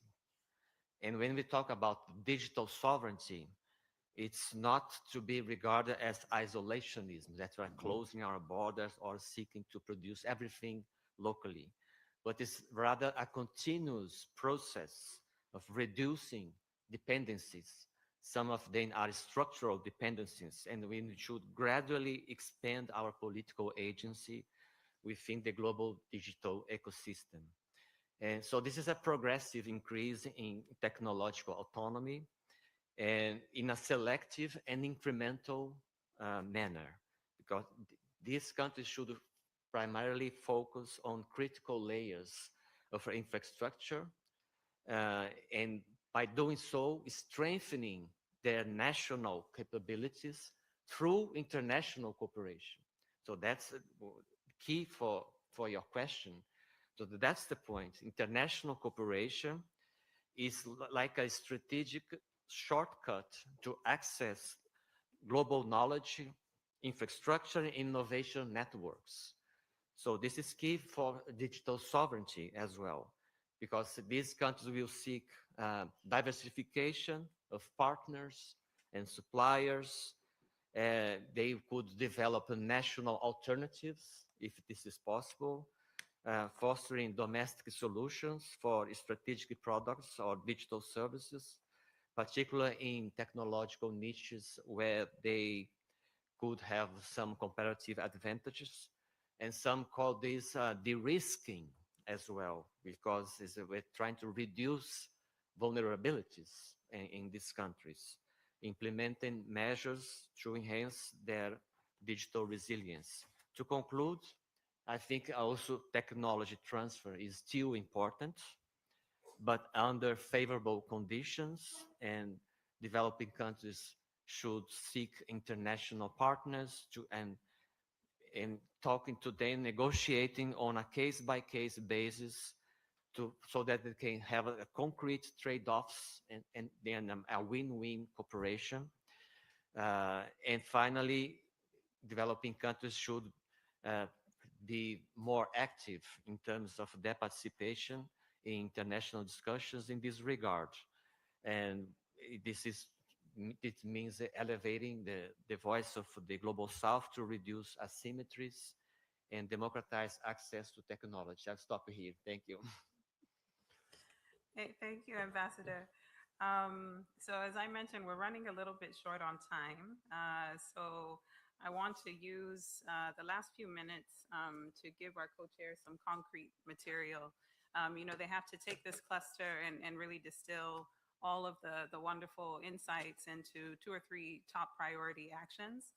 And so I want to give them some material to work with. So I'll pose this final question to all of you. What is the one concrete action, commitment, or cooperation mechanism that's achievable by 2027 that you would put on this list for the co-chairs to bridge AI divides before we reconvene in New York? So I think, Ambassador, since you last had the mic, I'll start with you, then Alessandra will come back down this way and end with you, Honorable Minister. Thank you. Yes, I think capacity building is not new for the UN. Just remember the General Assembly resolution on AI capacity building. Sometimes it's a matter of implementation, because the ideas and the examples of what should be done, they are already there. It's a matter of implementing them. But I think a good example is the global network of centers for exchange and cooperation on AI capacity building. It was just established yesterday, if I'm not mistaken, because this is a voluntary mechanism where institutions, universities, AI labs, research centers, they collaborate and pool resources and share available capacities, including courses and skill development. We have 2 Brazilian institutions join this network, and I remember in the past, people would talk about a CERN for AI because we are in Geneva, but CERN is not far away, but as a facility that would represent transnational and multinational collaboration. So I think it's something that we should explore even more. But the last point I wish to make to conclude is that we need to connect the Bletchley process with the UN Global Dialogue. Because you know that Bletchley had the first AI Safety Summit, then Seoul, the Paris summits. The last one was in New Delhi, AI Impact Summits. And the next will be in 2027 here in Switzerland. But the Bletchley process has no connection with this global dialogue. So I think to avoid duplication and streamline initiatives without creating yet another UN process, my suggestion is that for the next summits, try to connect Geneva and New York, so that we can avoid the idea that this is just a standalone event with no follow-up process. Thank you.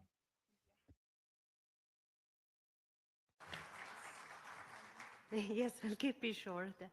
Investment for upskilling, for literacy, women, kids, we need to bring them forward. We need to bring them along, not vanilla education. It's not to get an answer out of those AI systems, is to reinvent the process, is to create value, and value is not a shortcut to an answer. So investment in education to support the civil society. Thank you. Thank you. Urvashi? I guess it's we need to also be honest about capacity building. It's going to take a long time, and we don't necessarily have that kind of time, especially when we start thinking about this at multiple layers of government. So I think the question for us is not just, how do we train more officials and how do we build more capacity in government, but what else works? And I think the answer lies in an ecosystem approach. So don't just fund individual capacity building programs for government or so on and so forth. Fund the ecosystem, the local research organizations, the civic tech groups, the professional bodies in different regions, in different contexts. These are the institutions that persist between governments, between political parties, and this capability then lives in that ecosystem, not in these one-off training programs. And the second thing that I would say is that we need to support the development of open and local evaluation infrastructure that is easy to use by non-technical folks. And the reason I say that is because that is the way that local communities can participate in shaping the values and the goals of AI systems, and that's the ultimate capability. Dependency is inevitable. I think we should not assume that dependency is something that only exists in the AI ecosystem. We see it in all sectors. Dependency is not the problem. The problem is, do you have the agency and the power to be able to manage that dependency on your own terms? And I think building open local evaluation infrastructure gives you a really important lever to be able to create a situation of managed and equitable dependency. Thanks. Okay, thank you. So I sit at the University of Pretoria as director of the African Institute for Data Science and AI, and we're always training the next generation of researchers in AI, also bringing together other researcher professors in these spaces. The one challenge that you're seeing now as you're building up the capacity, especially at that level, is then you have to then go and make peace with understanding how are we going to work from brain drain to brain circulation on our continent, right? The drain being that with Africa having the young population that it has, these future skills that people are looking for end up having to come from places like the continent. And as such, we must plan that, yes, people might leave, they might have mobility, but then how do we plan that they also add to the available capacity even when they're somewhere else in the world? On the other side, to keep this going, we need to have opportunities for people to be able to do deep work and deep innovation on the continent. And as was said, about thinking about an ecosystem on one part, I also have to wear a hat as a startup founder at Lelapa AI. And the reason we started it, Lelapa means home in Setswana. my mother's language, right? Having a home for researchers to stay on the continent and work on some of our deepest challenges that are having to do with AI. We work on African languages, but it also requires the private sector to start investing, whether it's 0.5%, 1% of their profits after tax in research and development. If you're not doing that, you're not preparing yourself for the future. All it is going to be is just consumption. And then seeing that most of the benefits of new technology or innovation keeps on accruing, not in the global majority, but in very small hands. And to spread that, we need more activity locally, and then creating jobs locally, having vibrant ecosystem. And that's how I look at what it means to have sovereign AI. Thank you, thank you. In fact,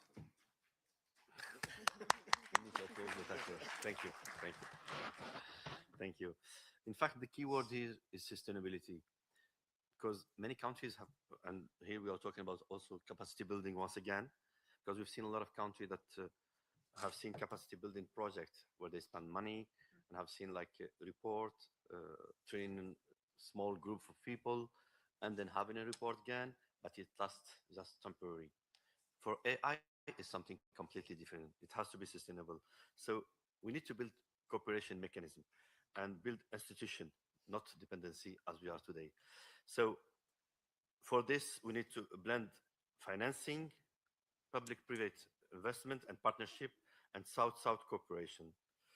And last but not least, the real test for international cooperation today is not whether we produce or more declaration, as we did in the past, but how we test whatever countries leave this process with a stronger institution, stronger skills, stronger digital foundation, and more capacity to govern this AI themselves. And last but not least, again, sorry, I would like to, I don't want to be remiss if I don't recognize the presence of His Excellency Mr. Antonio Guterres, UN Secretary General, and I take this opportunity to express our deepest gratitude and appreciation to him for all his effort in favor of humanity, including the subject that we are discussing today. And please accept President Abdelmajid Tebboune regards and full support to you here and to all the presence. Thank you.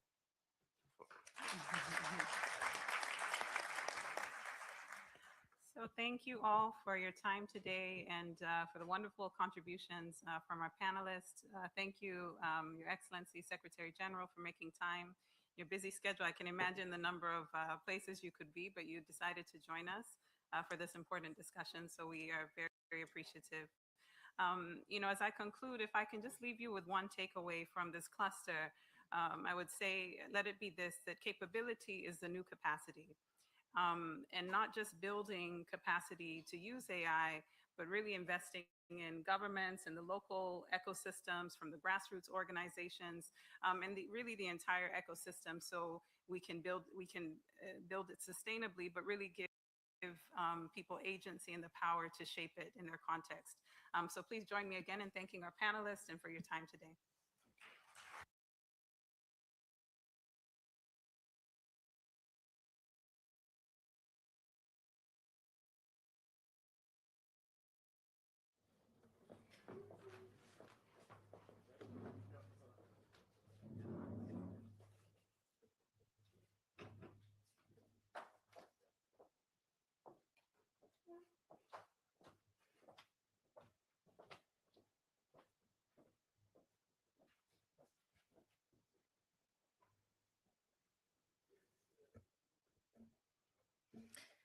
Well, I would like to thank Ms. Crystal Rugegi for her moderation and really thank all of the panelists today for the excellent discussion that took place, reminding us to think critically when it comes to AI in our workforces, to engage young people, to foster national solutions, and to close the oversight gap.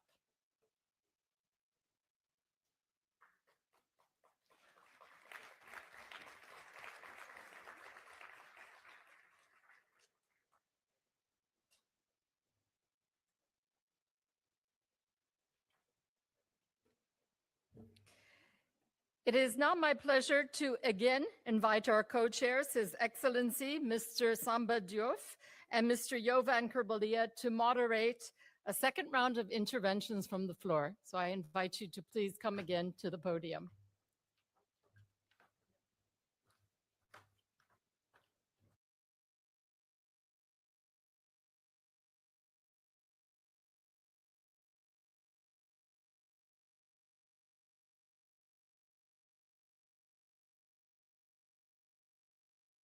The AI era. This presents a unique opportunity to address these disparities before they become entrenched. Investing today in capacity building, digital public infrastructure, equitable access to computing resources, and inclusive governance will help ensure that AI becomes driver of sustainable development rather than a source of greater inequality. In closing, Ethiopia supports strengthened international collaboration to ensure that every country has the opportunity to participate meaningfully in global AI ecosystem. Bridging the AI divide is not only a matter of fairness, it is essential to ensure that artificial intelligence serves all humanity and contributes to achieving the sustainable development. Thank you, Ambassador. I don't know if there is a coincidence, but you're the last speaker on the list, and it leads me to one message with which I would like to conclude, at least from my side, and then my co-chair will continue. You're coming from the country where allegedly the Ark of Covenant is kept in Aksum at the north of the country, and it is one of the earliest codification of human wisdom. And this is probably the message for us today, that knowledge and wisdom crosses across the eras and great civilizations from Asia, Africa, Europe, Latin America. And what we are doing today, we are revisiting this wisdom and knowledge. Therefore, there should be also that sense, historical sense of the discussion. And that knowledge and wisdom, which is in core of AI, is probably the critical challenge for all of us. Knowledge, what was said today, defines us as a humans. Local knowledge, knowledge of indigenous communities, knowledge of the local communities worldwide. And the key challenge for us is to use technology, advanced technology, to ensure that that knowledge of the past is preserved and that future knowledge is developed in inclusive and enabling ways. We heard many excellent examples on capacity building, closing knowledge, and I would say cognitive gaps sometimes, use of open source, and excellent points on AI sovereignty as enabling approach, not necessarily a sort of a restricting approach to digital developments, inclusion, and we have a really rich menu which we will codify with some sort of distance of few hours till tomorrow's concluding session. But that would be my first comments based on, let's say, echoing themes in discussion and your excellent intervention. And I would like to invite my co-chair and colleague to provide his concluding remarks before we make a good news for the interpreters that will finish exactly on the time. Thank you, Joan. Thank you, all of you guys. We are really very happy to hear the great speech from each one of you. And capacity building is something that we all align. That the most important is how we're going to address it in our different environment. We talk about digital sovereignties. For us, we don't have the same understanding of what is digital sovereignty. For us, it's about upskilling. We don't have technology, but we have people that can understand and execute the technology. The technology is similar, it's the same language, we can understand it. The other point is about bridging the gap. We can see where AI is booming is the big countries where they have demography and they have a big investment. In our countries, where I'm from, we don't have such kind of demography first. Second, we cannot afford this big investment. That means what? That means we should collaborate and work together in different countries to build our own AI in our understanding. The other one is what I call just now the regional strategy. As a small countries, we cannot build our own AI. So we should work together with different countries in order to build a regional strategy for the data governance. I don't go to the technical aspect where there is strength about our LLM model, how to strengthen it, how to improve it. I will just finalize by saying AI is shaping our lives today. Tomorrow, AI will drive our journey. So we should be ready and prepare for it. This is my last sentence to close. And thank you very much for all your standing here.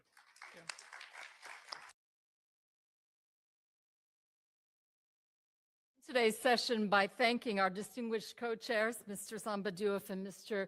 Jovan Kurbalia, and all of our panelists and speakers. We really heard a clarion call for collaboration and for us to work collaboratively to achieve equitable access to AI for all through inclusive participation and also support for local innovation. So with this, I thank everybody once again, and I officially close today's session. Thank you.